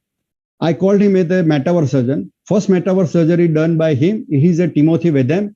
First surgery done on June 8, 2020. The surgeon placed 6 screws in the patient's spine for spinal fusion surgery to fuse their 3 vertebrae. And second surgery done for the chondroma, for removal of the cancerous tumor, which was not possible before this metaverse. So what he tells, when using augmented reality in the operating room, it's like having a GPS navigator in front of the eyes in a natural way. So you don't have to look at a separate screen to see what your patient CT scan. And in India is not behind. Immersive technology. All India Institute also done this metaverse surgery, like platform giving surgeons and the ability to virtual plan and simulate each patient's unique anatomy in 3D prior to entering the operating. It is done by Deepak Gupta in AIMS Hospital, first introduced by Immersive Touch platform to prepare for an extremely rare surgery procedure to separate craniofacial twins. It came in the Times of India. And what he says, we could see, feel, and study connected tissue, discuss anatomy, and examine surgical pathway. There were 40 people, 40 doctors in their team. And he is a Safi Ahmed. He is the first metaverse officer in the world. He has created a first metaverse health city. And Professor Safi Ahmed is a multi-award winning surgeon, teacher. He is a Harvard Institute scholar. And you can even talk with him directly on the metaverse platform. This is existence. This AMEDS is a very good company for the health. They have created a health city. So in short, in metaverse, no need to go for expert consultation in foreign countries. With metaverse, you can visit any part of the world. And we are the like Superman in our X-ray visions, like surgeon and anesthesiologists. We have a medical consultation, metaverse medical education, metaverse pharmacy, mass data enriched metaverse treatment, pre-planned surgeries and anesthesia by simulation, online pain management, even psychiatric stimulation to remove post-traumatic stress syndrome. I will give one example. Suppose patients are in the young age and we want to give anesthesia, and suppose we don't know this post-operative nausea vomiting will be there or not with some drugs. You can create your metaverse simulation, this procedure before giving actual anesthesia to your patient. And the metaverse consulting will tell you that this patient will go in for the post-operative nausea or vomiting. So complications like this called, we are in Gujarat, Agotra Jamin. So we will predict out that this patient will have this type of complication. And in India, emerging metaverse healthcare companies, Neeraj Ras Immersive, Raman Talwar Simulins, Anuj Mathur's Q3 Technologies, and Vijay Karunakaran's TNQ Engage. These are the top companies of the metaverse in healthcare. And FDA has relieved this relief treatment for this pain therapy for chronic back pain. And it is available even in Amazon. You just go through this platform and you will have. So metaverse type of this instruments now is available in the market. And this is the real how it looks in the. See, we have to wear the HoloLens. These two people are seeing the 3D reconstruction on the brain. They will remove some of the part of the skull. They have removed. This is all virtual. It is not actual. They will go inside the brain and bones of the face. They will see all the arteries on the face, even brain. They will simulate all this, how we will go for the surgeries and how it will look. This type of the measurements will be there in the future part. Even we can measure actual measurement of our inside the body arteries in 3D. Even the best example, we can dissect the heart virtually, and we can go inside the coronary arteries, all the chambers, all the valves in this metaverse dissection. And we can see any type of the atherosclerosis or there or not. We will go inside this with virtually metaverse. This is a best example of the metaverse. See how the world is going on now.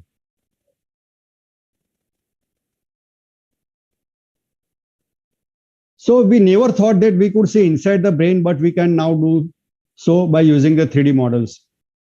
Even smallest of the tumor we can see. Now these augmetics, they are thus using AR to understand the interests of the body. An example of the application of the metaverse in medical education. This augmetics has started in Johns Hopkins Hospital in a big way. It's the biggest medical metaverse company in the United States. Even our striker, this laparoscopic giant in Zimmer Biomed, that is an orthopedic giant, is not far behind in metaverse. And they have also created this metaverse, mapping and this procedures by simulations. Even Microsoft had acquired the VR company Altaspace in 2017. And I told you they have implemented metaverse features such as virtual avatar and meeting held in virtual reality into their app Microsoft Teams. And these are the students, they can learn in their first MBBS or in their first year residency. And University of Connecticut have started this type of the metaverse training in their first MBBS students. More people choose to consultation at home-based healthcare. After this corona, the teleconsultation, e-commerce, telehealth, tele-anesthesia checkups, and everything started very big way. Then these are the digital health complications in the metaverse. And this is the first metaverse hospital by Simango. This Simango company, now it is called a Meta Simango. This has created a virtual hospital. See, it is a real good example how to visit this metaverse hospital. And this is the Yasoda Hospital. The group of Hyderabad, they have acquired a parcel of the land from Decentraland, and they have created a metaverse platform. You can visit this hospital metaverse in metaverse platform. So India is not far behind. Now we'll come to metaverse in anesthesia, how it helps. See, for our pre-anesthesia checkup, virtually in anesthesia and actual anatomy. See, all these blocks I have told you in my first slide, okay, all the blocks and everything, we can what the procedures were we are doing, and by landmarks guided, by PNS guided, or by this USG guided. Now it will be fourth type of the procedures, like it is a metaverse guided. So metaverse USG machines will be there, and we will, suppose we want to give spinal anesthesia in the same space, you will never fail giving spinal anesthesia. Even intubation, you will never feel. Robotic intubation is there, but in metaverse, you will see a real sense of from even outside. Once you wear the lens, then you are in the tracheal opening only. So used to educate patient by metaverse consulting, virtually anesthesia teaching and training of the PGs and colleagues, not colleges. So even suppose some anesthetists, they need me in their different parts. Suppose in UP from Kanpur, some anesthetists are needing my help from Baroda. I cannot go there, but I'll be in the second day. If that is a planned surgery, then I'll be giving virtually present, and I'll be assisting him, my anesthesia colleagues, to give anesthesia. And before that, one step ahead, that auto anesthesia, robotic anesthesia, or artificial intelligence anesthesia was given from Canada, Montreal to Italy, Pizzo Hospital by Dr. Hammerling. In this part, what they have done, the patient was willed to the OT, and they have started this IV insertion, but everything control taken by Dr. Hammerling and colleague in the distant part, and they started giving anesthesia. So one step further, that Hammerling will be present in the Italy itself, and they give the anesthesia. So this is the way all these things will go away with the metaverse, and you will create your own screen. Like all the screens you can see. We will call it as a meta anesthesiologist in the future, virtual anesthesiologist. We will create this type of the virtual operation theater at our home, at our other consulting room, and we can control our gadgets. Our future medical conferences, workshop meetings will be like metaverse. Lectures and professors could teach aspiring audience the inner working of the body system in 3-dimensional with all them. See, these creatures will be created in the metaverse platform, and everything will be taken care by this. He will give the lecture after seeing the real sense of his all the anatomical part of the body. So some of the challenges are also there. Privacy and security in metaverse. Healthcare is one of the biggest industries that suffers from the data security breaches. A lot of patients becomes more aware of the privacy and security. So we have to be very careful. High cost of technology. See, it is always there. When smartphone came, It was available in 50,000 rupees in the initial period. Now it is available 10,000 rupees. So the days pass, years pass, the technology becomes cheap. So just now it is very high. Interoperability. See, one company should rely upon another company. So this metaverse will be connected with all the company. So interoperability is one of the main digital health challenges all over the world. And one of the worst thing is that metaverse world also sometimes with the fraud, sex abuse and antisocial activism. For that, strict cyber laws and regulations are necessary in future. Just one week back, I have created one story when there is a ACL. I think most of the anesthetists has got from all over India. How in 2035, one patient consult the Mumbai doctor and how the ACL repair will be done. And this is the story of real examples when after 15 years, the surgery will be done, how. And this is the first D-Health company from the British non-profit organization, and they have created in an NHS. All the NHS hospital will be integrated with the Metaverse Health City, and this company is instrumental in that part. And I was telling you the wedding reception of Metaverse done in Chennai, where 6,000 people have joined across the world. Here you won't believe that there were only 100 people were physically present, and 5,900 people were only by virtually Metaverse presence. And food served at their physical destination by food delivery company. Suppose I am attending this marriage is from Baroda to Chennai. I am at Baroda, but my avatar has visited to this reception. But my food was served by the Swiggy or Zomato at my residence at the same time. And first time arranged in Asia. The beauty is that the bride's dead father has came to meet that bride and bridegroom by creating their avatar. So what else you required? So in conclusion, Metaverse is in early development stage, but still it is, and it will be a part of the people's lives in all healthcare fields, including anesthesia, for medical education, disease diagnosis with treatment and disease prevention. The Metaverse technology will transform healthcare and anesthesia practice in the near future. If it came with the true innovation to meet people imagination and expectation. Healthcare is not only about treating the symptoms, but also about treating the condition causing the symptoms. This can be facilitated by virtual reality, augmented reality, and artificial intelligence solution in Metaverse. Metaverse technology holds limitless prospects in the healthcare field. It must be developed in a way that does not go beyond the human relationship between the patients and doctor, and respecting each other's privacy and security. Metaverse holographic 3D images show inside of organs, essential for training, surgical procedures, and diagnosis. In future, HoloLens wearables and holographic USG, MRI, CT scan will change the healthcare and anesthesia world. Finally, companies, healthcare workers, and creators will have to figure out how to create this technology in a way that it is not only safe for the patients, but also meet the human aspect and respect. At the end, medical metaverse will be advanced through existing technology and integrated with new things like telehealth and digital therapeutics. So my verdict on this lecture is that I am looking forward to the next decade for the future for this exciting metaverse development that will help our medical community and our patients to get the best access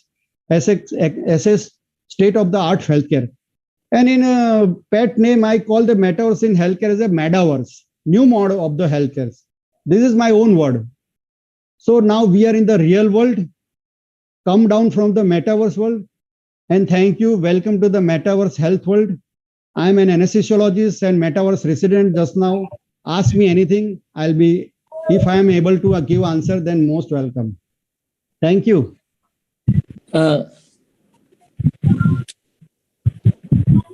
Sanjay, we unmute. Okay. Thank you very much, Tushar bhai. We can, too late, so we can go for the further lecture. And after finishing this lecture, we can go for the discussion. We are already too late. I invite Dr. Sanket. He is the president of Palanpur Disa branch of Gujarat State branch. He is a private practitioner and especially interested in the regional anesthesia. I invite and give the introduction of Dr. Chetan. He is my friend. Sorry, Chetan, for the delay. He is the president of pediatric and Gujarat pediatric chapter. Dr. Sanket, can you hear me? Sanket? You are on mute, Dr. Sanket. Dr. Sanket? You are on mute. Unmute yourself. Unmute. Hello. Yes. Yes. Yeah, please. Yeah, thank you, Atul sir. Good evening, invited friends and dear friends. It's my privilege to introduce Dr. Chetan Trivedi. Dr. Chetan Trivedi is a consultant pediatrician and immunologist and director at Neha Children Hospital, Kankaria, Ahmedabad. He is ex-honorary assistant professor and infectious disease consultant at UN Mehta Institute of Cardiology and Research. He was also executive board member of Gujarat CIAP 2016 to 2021. He was a member of Academic Council CIAP 2016 to 2017. He is a treasurer of IAP ID chapter 2022-2023. He is also scientific convener Wednesday Wisdom weekly webinar series of Ahmedabad Connect. He was also past president of IOP Ahmedabad 2013 and 2014. He has authored many chapters in many books. He is also national trainer in many CIP modules. Thank you.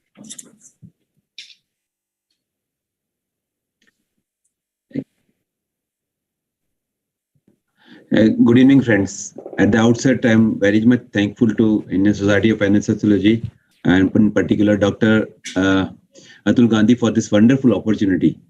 As you know that I am the only odd man out in your today's webinar because I am a practicing pediatrician, but I think we have something in very common when I am talking about the anesthetist or anesthesiologist and a pediatrician. We both are expert in putting in intracats. We both are expert in doing lumbar punctures, and we both are expert in doing endotracheal intubation. So it's something in common between both of branches. Yes, we all are taking care of your emergency patients, and that's why this discussion, topic of discussion, what Dr. Atul Gandhi thought that I should be talking on it. Now, see, you are the master of management of emergencies. And if I am talking about one of the emergency, which is really life-threatening, I think it will be, raising the eyebrows of few. But I think, see, I am a common pediatrician, right? So I would be talking something very simple, which may look very simple and silly, but it is really life-saving. And that's what I'm going to talk. I'll be sharing my screen now.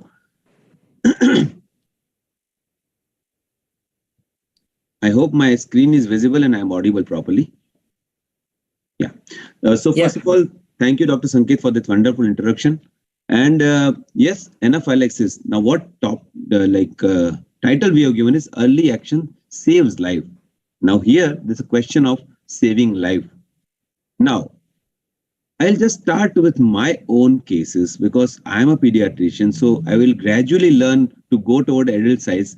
So first, I'll start with a case which I got. Previously healthy 3-year-old child was seen in my clinic 25 minutes ago.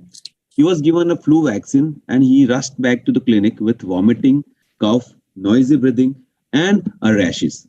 So he was looking flushed, irritable, facial edema was there, tachycardia was there, there was inspiratory stridor, and air entry was equal in chest, but there was conducted sounds and a wheeze which was heard. So what exactly it looked like? This was the picture. The lips were swollen. So the question here is it an anaphylaxis? That's what it's a question. So that brings us to a discussion that what is anaphylaxis, right?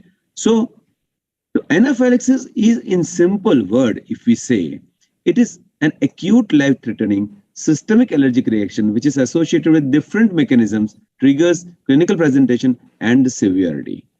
Now, this is a famous Natasha incident which has occurred in 2016.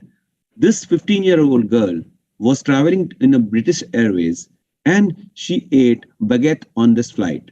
And she had a sesame allergy and she died in the flight itself. And there was so much of buzz, and then there was the court case.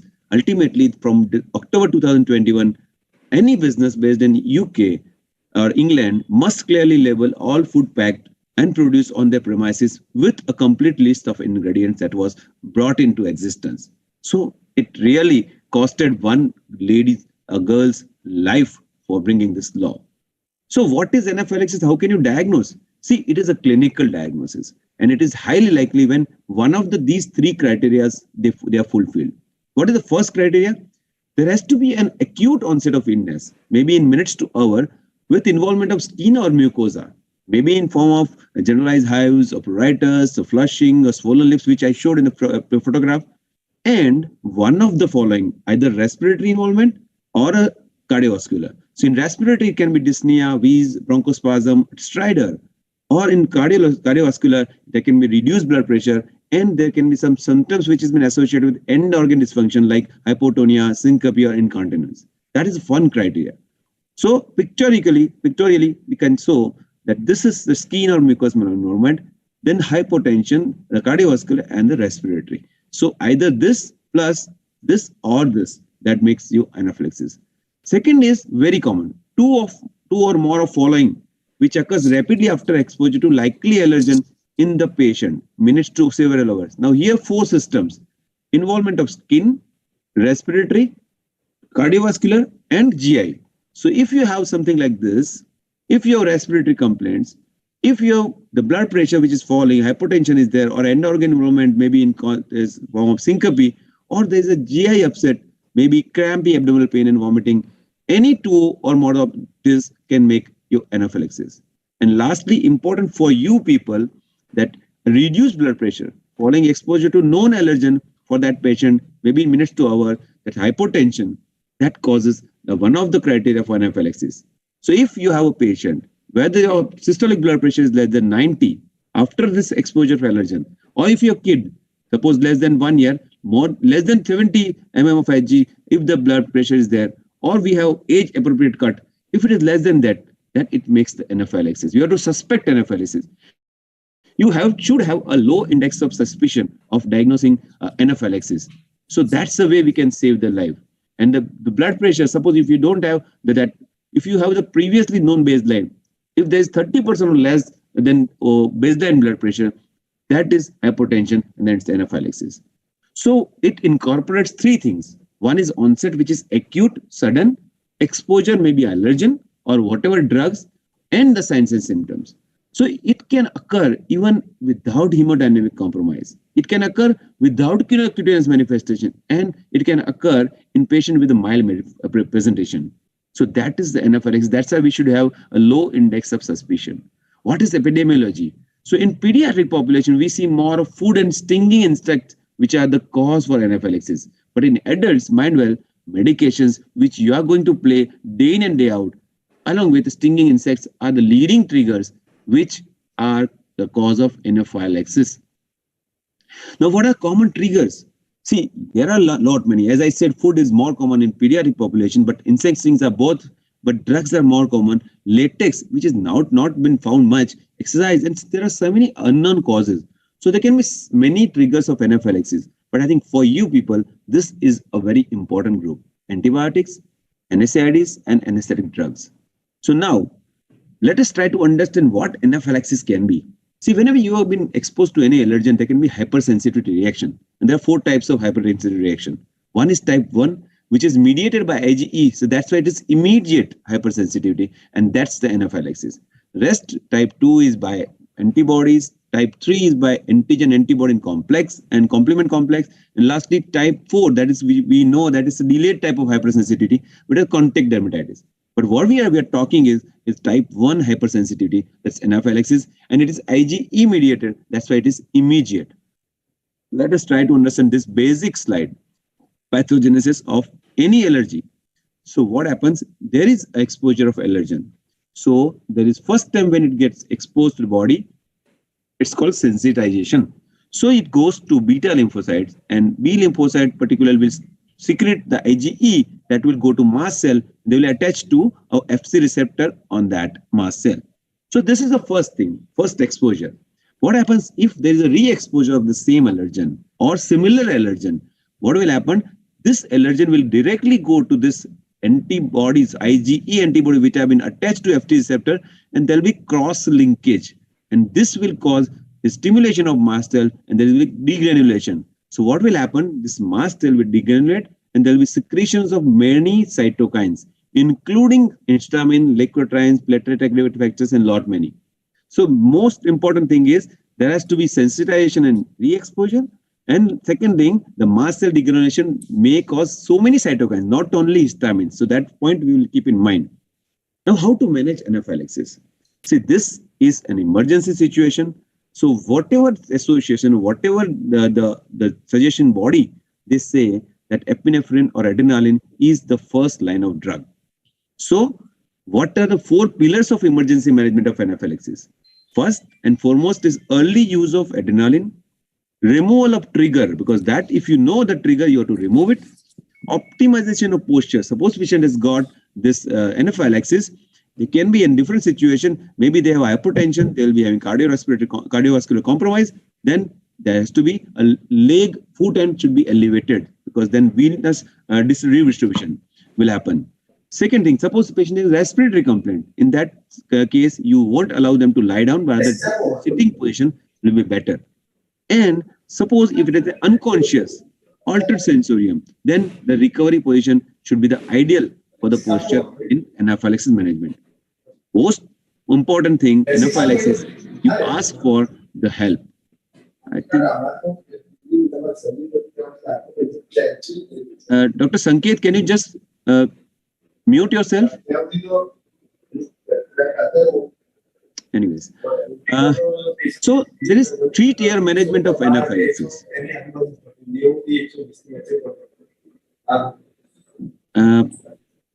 Sanket, Dr. Sanket.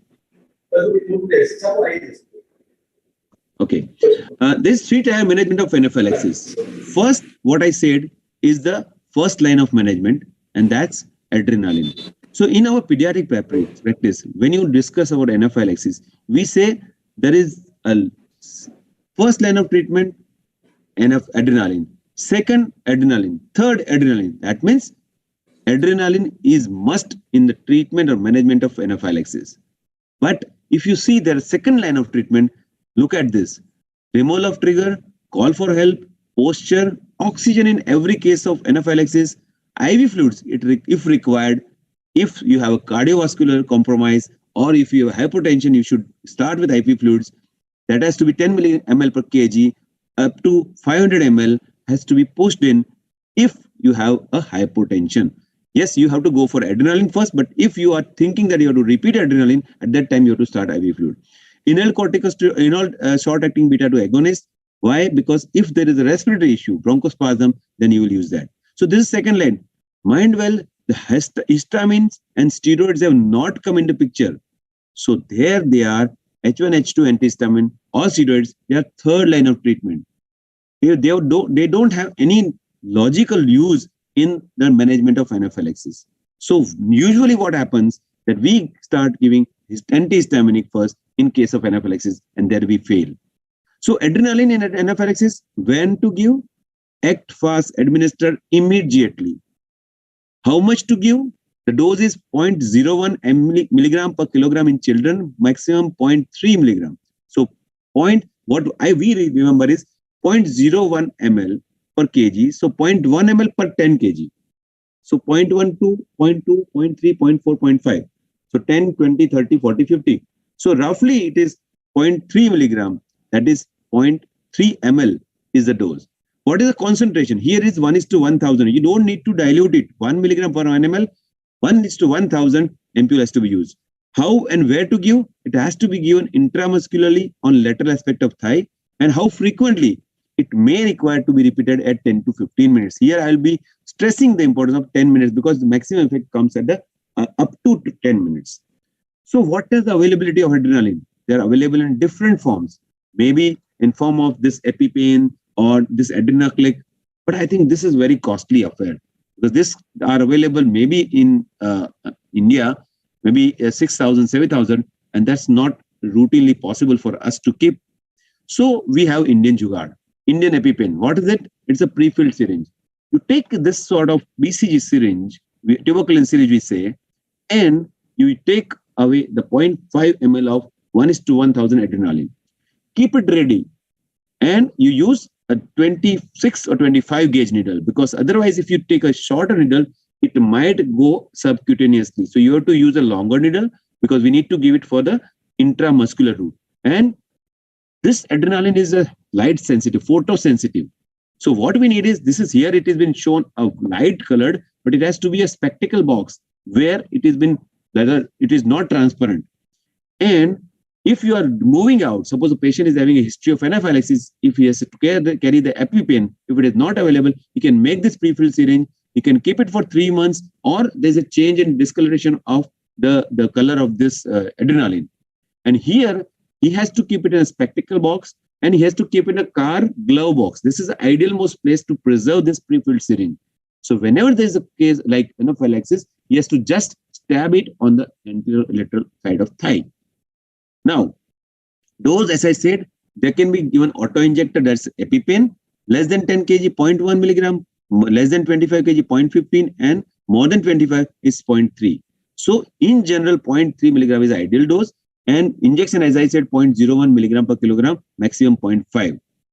Now, why adrenaline? Because the fatal events progress rapidly. And there's a failure of administration of adrenaline promptly is the most important factor which is contributing death to the children and adolescents with anaphylaxis. So this is the most important reason why we lose the patients of anaphylaxis. Because the median time for respiratory or cardiac arrest with suppose iatrogenic reaction is 5 minutes, for venom it's 15 minutes, and for foods it's 30 minutes. So you need to have, very short period of time where your drug should start acting. And why adrenaline? Because it has to be administered immediately. And because of beta 1 and beta 2 receptor agonist action, they have vasopressive and bronchodilator effect, which is must. So my plea to all, don't hesitate to give adrenaline. It's a safe drug when given intramuscular particularly. Because what we see is, this is a very interesting study which showed that emergency treatment used for anaphylaxis by the cause. So if you see, suppose this is insect sting or food or drugs, what has been used maximally is antihistaminic and corticosteroid. These are used more frequently rather than what should have been used, that is adrenaline. Why? Because the adrenaline intramuscular, it acts fast. Look at this, the systolic blood pressure, diastolic and heart rate, everywhere the maximum effects occurs within 10 minutes. And we have time almost 5 to 30 minutes before the cardiorespiratory arrest occurs. Now, intramuscular subcutaneous, many times we think that adrenaline we used to give subcutaneous, but here we say it's intramuscular. Why? Because if you see this, the absorption of epinephrine is faster in IM. Say it takes 34 to plus or minus 14 minutes for subcutaneous epinephrine to act, while 8 plus or minus 2. So that is fast or rapid action of intramuscular adrenaline. It is important. Now, why only on thigh we are telling? Intramuscular adrenaline on anterolateral of thigh, not deltoid, because the better absorption at anterolateral thigh. Ease of administration. Suppose patient is falling, is thinking that yes, he has got the anaphylaxis, he can take out EpiPen, he can stab it at the anterolateral thigh. So ease of administration and better muscle mass, so better absorption.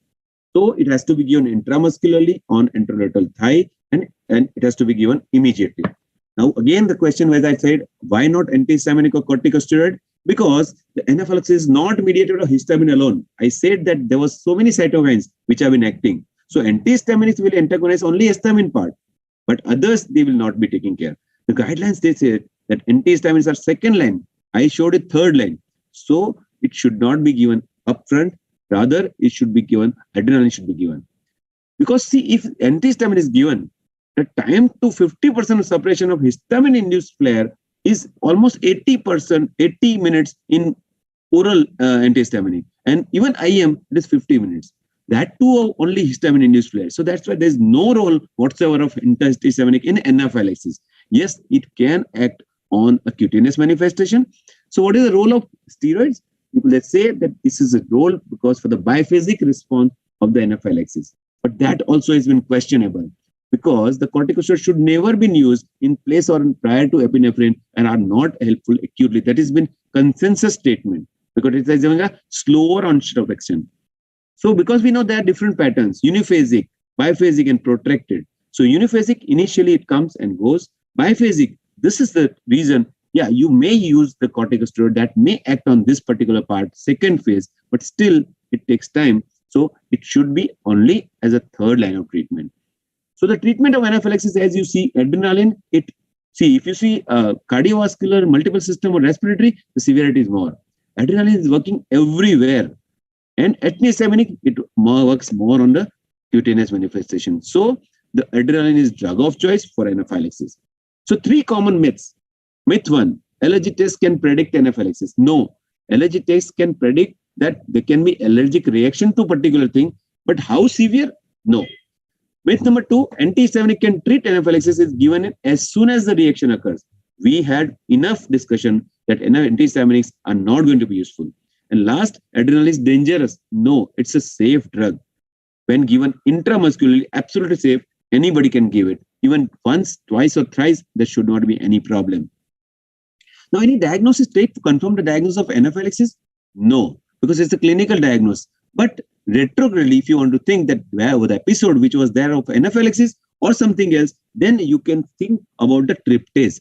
Now, tryptase and histamines both are getting increased immediately after anaphylaxis.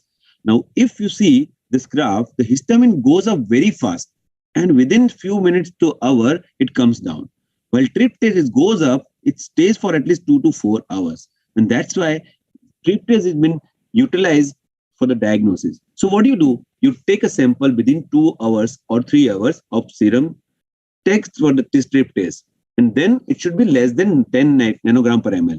But if it is high, and if you compare it with a similar thing after 24 hours of subsidence of anaphylaxis, and if it is a difference is more than 1.2 into multiplied by that level plus 2, that means it was an anaphylaxis. But friends, this is not foolproof thing.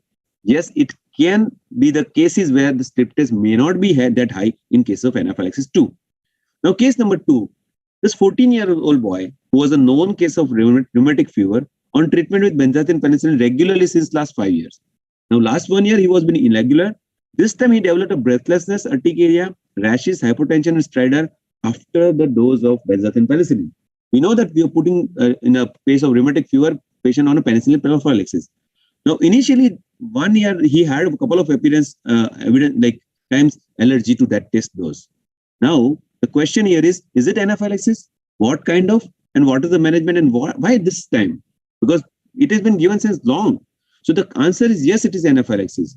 Here it is resensitization to penicillin. And here, so skin prick test before every administration is must. Because resensitization after parenteral penicillin appears to be higher than oral treatment. And therefore, repeat penicillin screening testing may be considered in patient with history of penicillin allergy who have tolerated a course of parenteral penicillin. So even if he has tolerated previously, you have to go for skin prick testing before giving penicillin every time. Now, case number 3, I think this is pertaining to your field. Now, here, there was a patient who was 6 years old girl brought to an OT for retrieval of coin which was lodged in the mid portion of esophagus. We know that usually coin, which passes within 2 hours, crosses the esophagus to goes to stomach. I think there should not be any problem. But if you take an X-ray and if it is in esophagus, you have to remove it immediately. Now here, maybe what was the reason, but rapid sequence induction was done by glycopyrrolate, fentanyl, propofol, and atracurium. I think you people, if the person is very experienced, he can come out with this foreign body very immediately. You may go for short GA. But here, it was given atracurium. Now, what happened? After intubation, endoscope was advanced in the esophagus, the coin was successfully removed with a forceps. But when they reintroduced, there was sudden SaO2 which fell from 100 to 85%, and then 65%. Heart rate was from 70 to 740, and BP was when they went to 50 systolic. What is happening? This is anaphylaxis because patient also showed that there was some facial edema, articular rash throughout the body, and there was rhonchi throughout the lung fields. Now, this is a case of perioperative anaphylaxis, and this is very difficult because, friends, you are experienced. You must be seeing that you are pushing so many medicines while you are giving anesthesia. It is very difficult to make out which particular drug has caused this particular thing. And you have painted, draped, you are hardly able to see the face of the patient, or patient is being anesthetized. So I think they are induced. So there is no way they can communicate or they can complain of some ill feeling. So this is a perioperative anaphylaxis. What are causes or triggering agents? The drugs most commonly involved are antibiotics, followed by neuromuscular blocking agents. This is by NAP6 study, which is one of the largest study of anesthesiology. Almost 3 billion anesthetists, they gave the data, and they found that rocurium group is one of the culprit. And French data says even that neuromuscular blocking agents are higher than the antibiotics. But whatever the reason, these two are the main drugs. But yes, they can be dyes. You apply antiseptic chlorhexidine, you use the colloids or some contrast agents, even latex. So there are so many causes or triggering agents which can be used during perioperative anaphylaxis. So here what happened? You gave so many things, but there was some anaphylaxis. Reason, how can you know? See, if the timing of relation to drug administration is very important, because that will give you a clue. Suppose if anaphylaxis occurs within minutes of induction, then it is IV anesthetics, IV opiates, or IV antibiotics which are culprit. If it occurs, say, intraoperatively, so maybe it's IV NSAIDs or opioids or antibiotics. And if it occurs at the later part of surgery, then latex allergy or IV opioids or rectal NSAIDs. So here, I think there was a reason, because the neuromuscular blocking agent, etrocarium, which is very less likely to cause this anaphylaxis, but it has happened. And because there is a cross sensitivity, so you may not use other group of this neuromuscular blocking agents. So management, there are two parts, general measures and therapeutic measures. General, definitely you will call for help, withdraw the culprit drug if you know, temporary discontinuation, or you can just lighten the anesthesia, use the Trendelenburg or the leg raising maneuver if the things permit. And therapeutics, as I said, adrenaline. But here, because hypotension is there, you will have excess of IV also. So you may go for IV adrenaline, liberal infusion of IV fluid, and oxygen. So adrenaline during perioperative anesthesia, it has to be given intramuscular. It can be given intramuscular if it is readily available. But if you have the excess of IV, you can directly go for 50 to 100 microgram intravenous over 1 minute. Because here there is a hypotension and sudden, you have all the facility to monitor the patient. But most importantly, when you give adrenaline IV, never ever give undiluted. You have to dilute it 1:10,000 and you give it.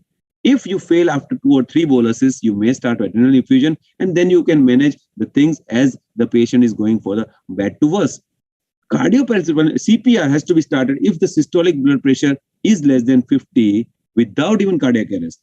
So you have to start adrenaline, give adrenaline fluid, then you start with the CPR. So that's about the perioperative anaphylaxis. Now, will you proceed for surgery or abandon the surgery? Now, this is very important, because most of the time we will abandon the surgery, we will postpone the date. But the studies, they say, even if you do it after the settlement of this anaphylaxis, taking care of everything, you can do it. But most probably we'll be postponing it. Now, when to discharge? Suppose a patient of anaphylaxis, this is not this particular patient. You admitted for some reason anaphylaxis occurred. You need to observe for 6 to 8 hours for respiratory compromise and at least 12 to 24 hours if there is a hypotension, because there are chances there can be biphasic reaction. This is the last case. This can come across because you, anesthesiologist, are a doctor also. You are father also. You are a relative of some patient also. So you may face these kind of things. And that's why a 13-year-old female child was brought to vaccination center while the COVID vaccination drive was going on. She was absolutely fit for vaccination. Post-vaccination, she developed lightheadedness, nausea, and followed by sudden collapse. On examination, there was low pulse volume and bradycardia and low blood pressure. Now the question is, what is it? What is she having? Is it anaphylaxis? No, this is vasovagal syncope, which is very common in adolescent girl. And how will you differentiate? See, that is very important. It is very important to differentiate these two conditions. Vasovagal syncope usually occurs at the time or soon after injection, while anaphylaxis will take some time, 5 to 30 minutes. Usually what we have, we give the vaccination, patient goes out and he comes back. While vasovagal syncope, as soon as you give injection, the girl or the patient will suddenly fall down.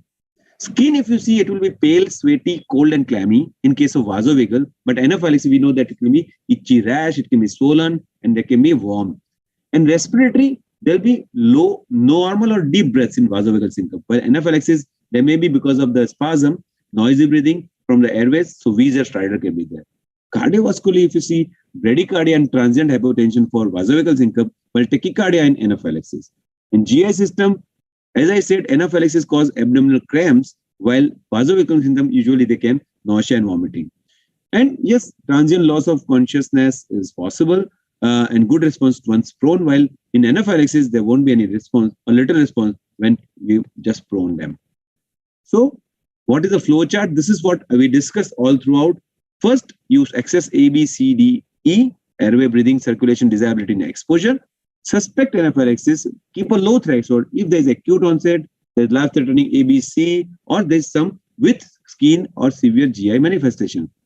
And you give intramuscular adrenaline. The dose is 0.15 or 0.3. For you people, you can just keep it 0.3. This is what we've shown. Do you have to stab it? This is intramuscular when you are out of OT. But if you are in OT, you have access, you have monitoring facility, you can go for IV. You call for help, and postures I discussed, respiratory, cardiovascular, or CNS, whatever has been affected, you keep the posture like that. Once it has been done, you start with IV fluids, you start with the oxygen, and suppose there is a stridor, you go for nebulized adrenaline. That's the only reason to give the nebulized adrenaline if it is having a stridor, upper airway obstruction. If there is a wheeze, you go for beta-2 agonist nebulizer. And if there is no improvement, you repeat adrenaline. And at the same time, you start with IV fluids. And yes, you can repeat for 2 times and IV fluids. Then you have to monitor the things. And patient once stabilized, you have to retrogradely, if you want to diagnose, you can measure the serum tryptase and consider it. And what has been written, consider additional treatment. These are the additional treatment, antihistaminic and corticosteroid, just to take care of the cutaneous manifestation, just to take care of the second phase of biphasic reaction. So to summarize, what we discuss is anaphylaxis in sudden, acute, severe allergic reaction, multi-system involvement that can be life-threatening. A variability and severity of anaphylaxis is dependent on the route by which allergen or inciting agent is been delivered, that is either parenteral or oral. A prompt identification, assessment and management is vital for the positive outcome. Epinephrine at appropriate dosage injected intramuscularly in mid-anterior lateral thigh is a drug of choice to treat anaphylaxis. So adrenaline, the treatment of choice for anaphylaxis. And it is important to advise the patient about the need to have epinephrine injection to educate how to use them, EpiPen or whatever way we said, Indian Jugaad, pre-filled syringe. And lastly, almost 1 to 20% of anaphylactic reaction, biphasic response can occur. So after initial event, patient has to be observed if it is having a hypotension for at least 24 hours. So thank you so much for being there. And if there are any questions, I'll be happy to answer. Chetan, can I, what about noradrenaline? In OT, we can use on... so that will come second, third line. So that is your management of managing the serious patient, but at least not for anaphylaxis. Anaphylaxis, only one drug to be remembered, that is adrenaline. Adrenaline, fine. Dr. Ina, can you share something?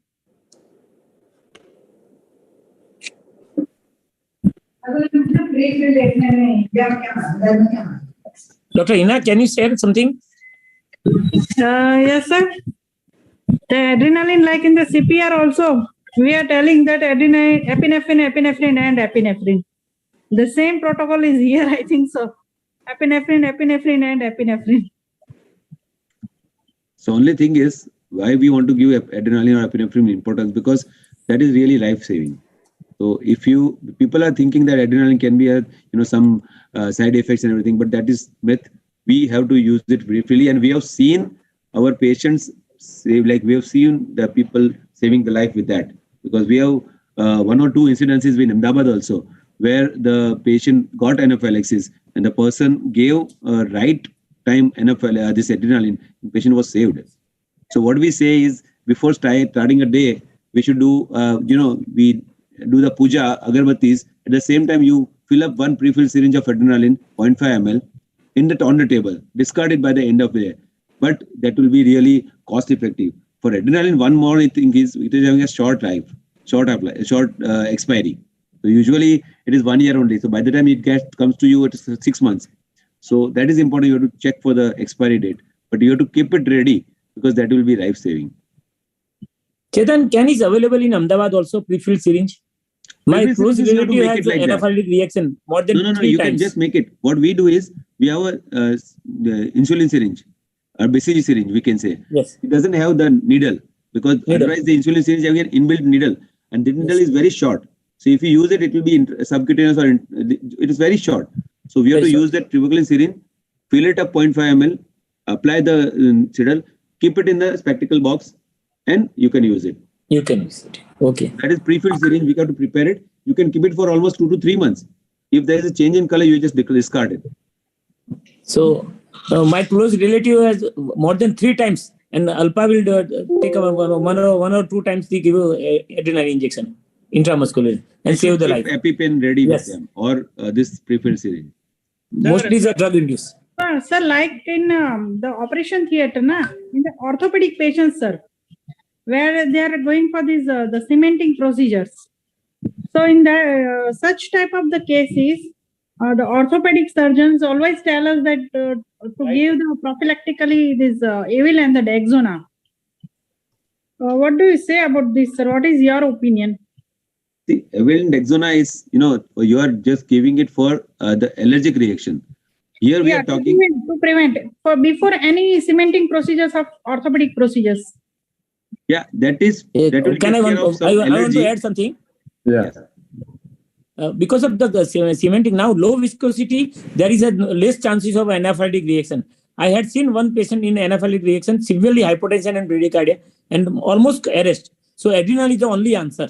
Epcolin and Dexona is the just explained by Chetan is for cementing an allergic reaction. But anaphylactic, you have to go for the. They ask for prophylaxis. What's about the prophylactic dose? I think there is no prophylactic dose. No role. Anaphylaxis, you cannot. That's what I'm telling you. It's an allergy testing or prophylaxis. There's no role because that cannot guarantee you how severe will be the reaction. If it is a severe most, then only anaphylaxis is there. So you have to treat it rather than you cannot prevent it. You can prevent the allergic reaction by giving some anti-allergic, but that will be cutaneous manifestation rather than we are worried here more about of a respiratory and a cardiovascular thing. So hypotension and respiratory risk is more because spasm usually the patient is having a stridor. Yes. To add and nowadays a low viscosity and high good quality of cement. We never use Dexona Epcolin for cementing. Yeah. Dr. Bajwa sir, please share something. Okay. Dr. What I say. Yeah, 1 minute, Dr. Chetan bhai.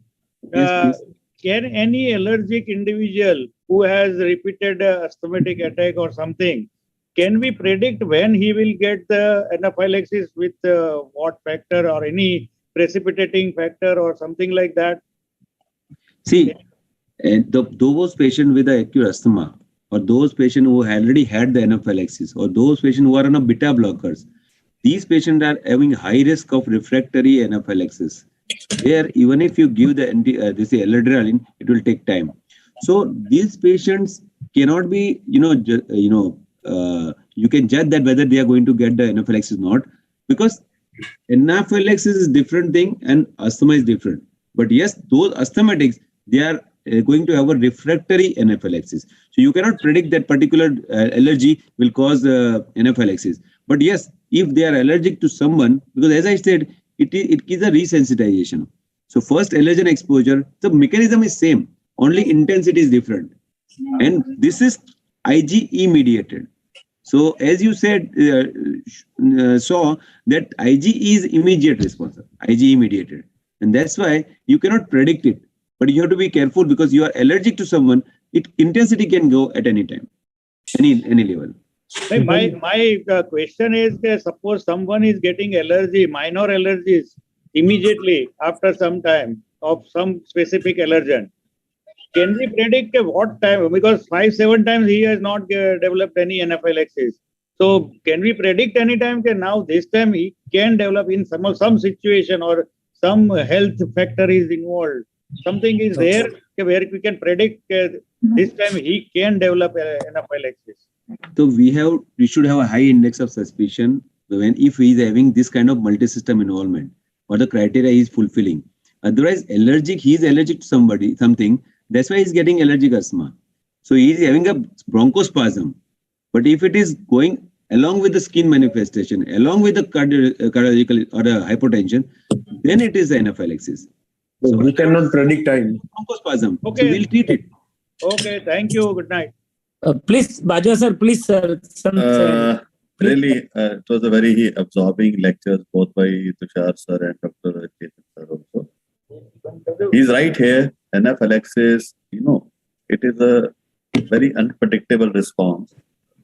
if you go by the evidence, whatever has been there in literature, there is a local response. Sanjay Pandya asked a very pertinent question about the bronchospasm.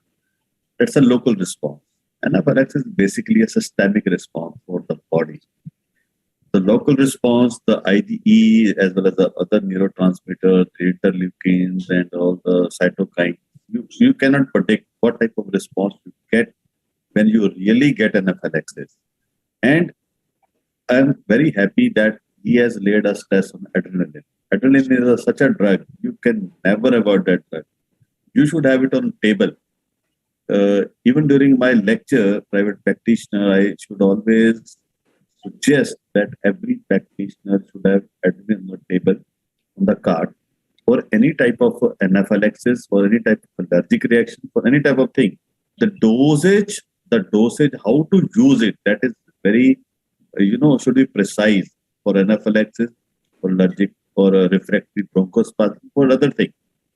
Now, the question comes about all those, the predictability of anaphylaxis. It's not easy to predict, not able to. And you may ask 100 type of histories. Sometimes the patient may not give history. The patient may be hiding many things from you.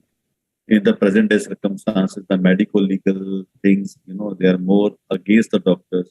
And the patient also hide because they want to get their surgery done. They want to get their treatment done. So the onus is on the doctors. The onus is on the clinicians, especially the anesthesiologists, intensivists. Dr. Chetan Trivedi has covered so nicely about the anaphylaxis that everything is clear from there. Dr. Hina asked a particular question about that allergic thing. Allergic thing is cementing, and all those things are not anaphylaxis. It's not the patient is going a second time surgery for the redo surgery for anaphylaxis, for those cementing procedure. It's about the first time they are developing allergic reaction. That is a simple interplay of your cytokines and interleukins and the bronchospasm happening in the lung. The prophylactic dose. Okay, you apply the prophylactic dose. There are no studies, indicating the effectiveness of the prophylactic dose in any of the patients. You can give just to avoid our burden, our own inner consciousness that, okay, this patient should not go into the complication. You can use, but there is no certainty that the anaphylaxis or allergic reaction will not develop in those patients. But once anaphylaxis develops, the treatment pattern, what has been described by Dr. Chetan, is very much pertinent. And that's the way we should go about it. It's a stepwise, it's a very practical solution. Adrenaline should be in your hand. No doubt about that. The idea of that typical syringe, I like that idea because I never did that. Dr. Chetan, that I never used that. But that's a good idea because the insulin syringe, it will not go beyond even the muscular plane. Hardly, I think that the length of the needle is around 5-6 mm or whatever it is. So it will not go beyond the muscular plane. So it's better to have a typical syringe for that thing. And ultimately, the anaphylaxis, what I can conclude from this lecture, it's the thing that adrenaline should be on your table. It's an old age prodigy, right? The teachers who used to teach us that your table, your cart should contain adrenaline. Whether it contains atropine or not, it's irrelevant. But adrenaline should always be there, and that's important. And one question I more like to answer about Dr. Hina. She asked me about the laparoscopy surgeries for private practitioners under spinal anesthesia. No way. You want to give spinal anesthesia to a laparoscopic cholecystectomy? Tell me, how can you substantiate the court of law?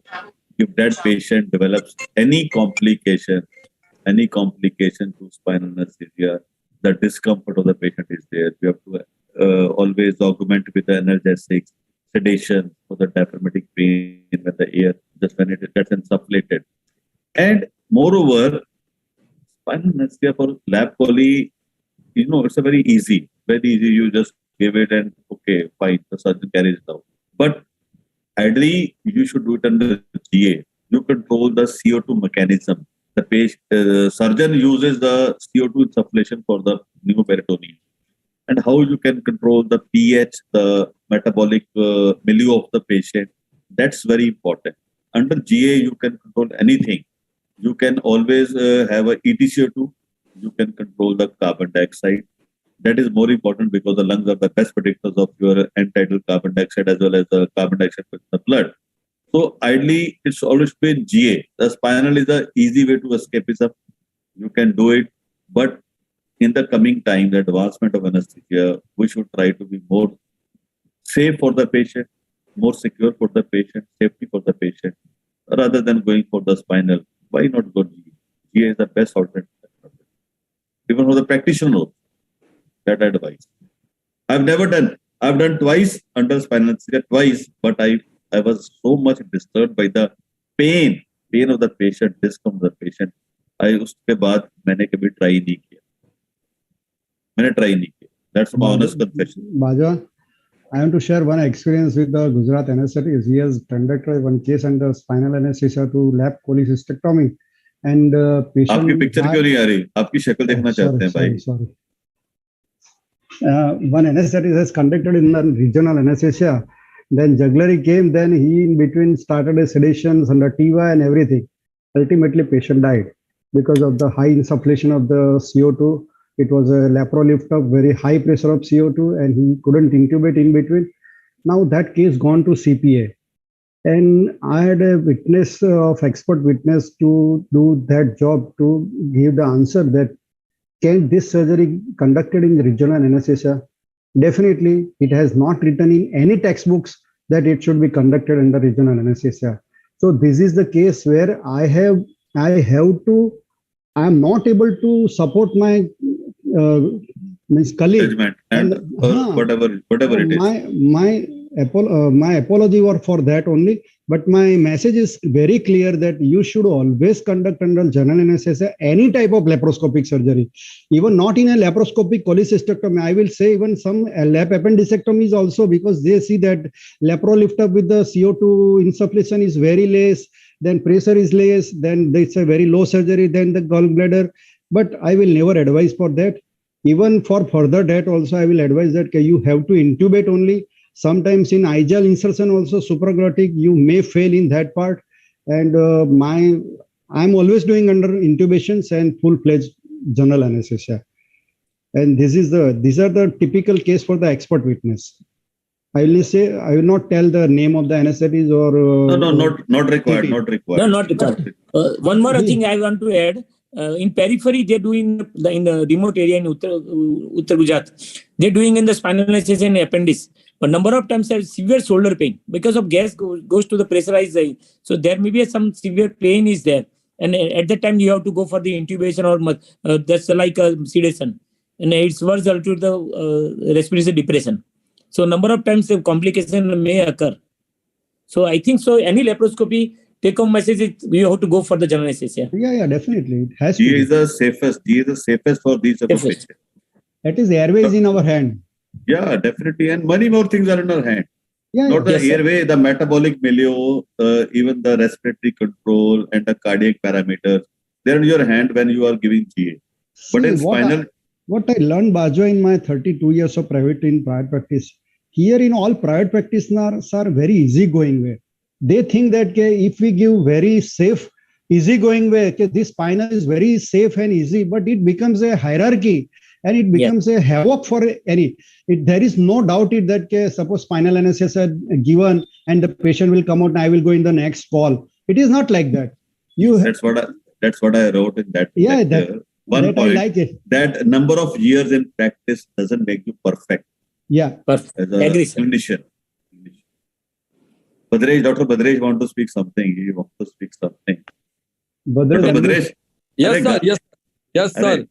I agree with all of you that GA is the best solution, not for laparoscopy, but as and when required, GA is the best solution, sir. Yeah. Maximum complications are occurred in regional rather than GA. Yeah. So regional and TIVA compared to GA is the best one. Yeah. Second thing, in the lecture series of Dr. Chetan Trivedi, we were learning in our residency days ASK. A for adrenaline, S for scoline, and K for ketamine. Anything can happen in regional anesthesia or blocks. We have to keep these syringes ready. So Perfect. It's a Suppose if patient goes under the airway problem, then we have to immediately give scoline with ketamine, or patient with go anaphylaxis, we have to give. So diluted ask, that is called ask syringe. And still I remember that part. I am adding one more thing. Few days back, there was one discussion in our Ahmedabad group that in one case, intubation was very difficult. So that consultant conducted that case in regional without preparing for a difficult intubation like fiber optic and everything. So at that time, we commented same that this case should not be conducted in regional without the preparation of difficult intubation. Yes. It should be in the GA or with the all preparation of that like fiber optic, extra help, and then only you conduct this case under the regional. Badres, do you think that which are the most complicated part of the anesthesia life in our setup? 100% standby anesthetics. You will end up with any complication in standby anesthesia because you are not prepared and you are standby. You are not having any instrument in your hand. You and don't not only at that time nothing is there. Not only number of time ophthalmology and a gastro, they have nothing. I remember no instrument is there. That's what I told in the lecture. In private practice, person is alone. Nobody to help there. Yes. Institution, there is a team. In a lone position, you can panic. But I still salute all the practitioners in India. The way they handle the situation. The way they have accustomed, the way have adapted to some newer complications every time. They do it much better. I have seen the catastrophes happening in the institution also. There are so many team members. But the practitioners, they have a knack. But the only thing is that they are lack in academics. That as what Dr. Chetan today described in the entire lecture about everything, focusing the lecture on adrenaline and other things in the anaphylaxis, I think every practitioner should have attended that lecture. They should be knowing more about how to handle complications in the periphery. That is more important. True. And second thing, your experience of anesthesia does not matter about anything. If you have conducted 50,000 anesthesia, but if you are failed in one anesthesia, then that 50,000 will ruin away. Yes. That is what my message is. Agree. You consider that part. Right. That is like all or none phenomena. Yes. Hina madam कहाँ चले गए? भागते रहते हो, खाना बना रहे हो क्या? Sir, I am adding one more thing, Tushar. I am adding one more thing in your sentence that on standby, not only prepared, surgeon also not prepared the patient also properly because this is the standby case, so he has not properly investigated, he has not done the ECG and everything because it is standby case. So even Badres, there is no oxygen, nothing else. Only monitor is some pulse oximeter. We don't need give GA. Number of times they have argued, surgeon argue. So this is our fault. Can we go there and give the standby anesthesia? I think there is a time limit now. The time limit now. Yes, sir. I will just conclude one thing. Whatever it is, it's not about that everything happening here. We should not blame anybody. We should be making a practitioners module very soon. And I'm going to initiate that. I've already worked upon that. It's under construction. The practitioner module will come very soon. And I also conveyed that practitioners, the supplement will also be in the IJ before my tenure ends as Associate Editor-in-Chief. After that, I think I don't know where I will be. But before that, I will say I promise two things. One is practitioner module, one is practitioner supplement. That is before the end of the summer. After second thing I want to like to say about Dr. Bajwa is contesting for the secretary post of the IIM. All the best, sir. And all the best, sir. Thank you very much. We are in support with you, sir. We are in support with you. Definitely. We want you to come. Really, I need support of everybody of you because I want to make it a different way in the ISA, in the practice. Definitely, I'll tell you, Bajwa, when our IJ has gone up to 15th rank in all over the Journal of Anaesthesiology in all over India, world. And it is because of your team only. And that is a really 3 claps for you, for your person. I know you very well. And Lalit Bhai, बैठे heavens में आशीर्वाद दे रहे Lalit Bhai. So can I conclude the session? Yeah, please, Yes, Atul yes, sir, Atul yeah. sir, please. Thank you. Yeah. All the best, Bajwa sir. Bye. So I, Dr. Atul Gandhi, Secretary of ISC Gujarat State Branch. Thanks all speakers all the day for the sparing their valuable time. Out of their busy schedule, I also wish to show my gratitude to President Dr. Pritiben Patel, Dr. Rasesh Diwan, Dr. Devyani, incoming President Dr. Badresh Shah, Dr. Hina, and et al. For their support and guidance. Due credit has to be given to cleanliness, especially Miss Subhangi and Devina and their whole team for their valuable support and backup of webinar.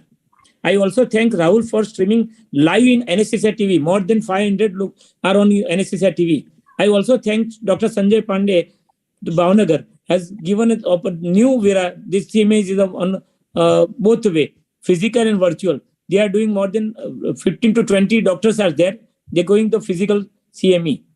I also thanks participants for boosting our spirit by their participant. But last but not least, the technical team also deserve for credit for making the webinar specially. Do take very good care of you and good night all. I am also special thanks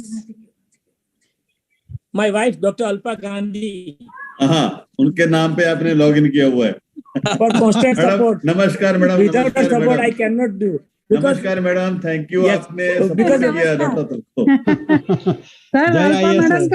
Today I have one call in evening. They finish it and then come back. So my practice is going on because करता है ना वो अल्पा के नाम से ही करता है. अतुल जो भी करता है वो अल्पा के नाम से ही करता है.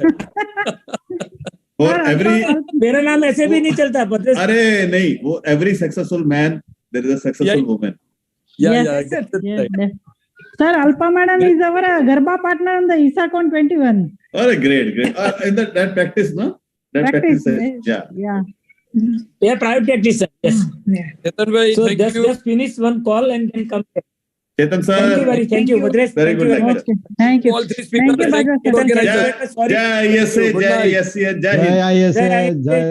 Thank you everyone. Bajwa sir, party चाहिए बस और कुछ नहीं. Done. बद्रेश भाई पार्टी देंगे. Done. Yes, पक्का. आप गुजराती बन गए सर.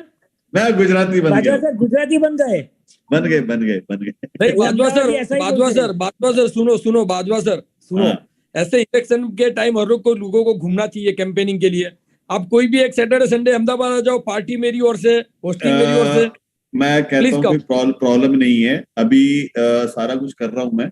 जनरल भी चलाना ना. देखो जनरल का काम बहुत है. आज कल रात को जूम इशू आया था. मुझे 5 इशू और निकालने हैं.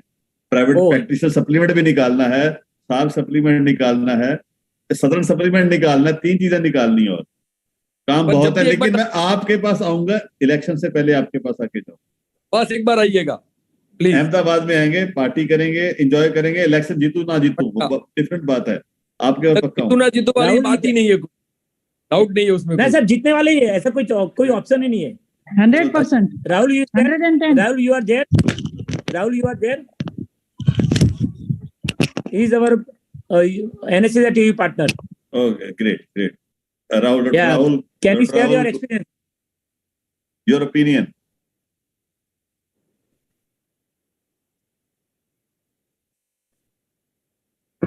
Great. Oh, thank you.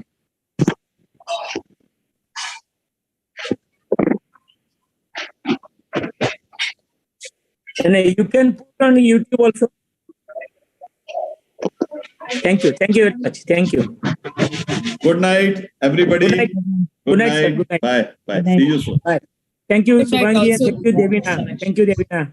Such a nice management. Thank you. Thank you, Clarinet. Thank you. Thank you so much, all. You're closing here. Good night.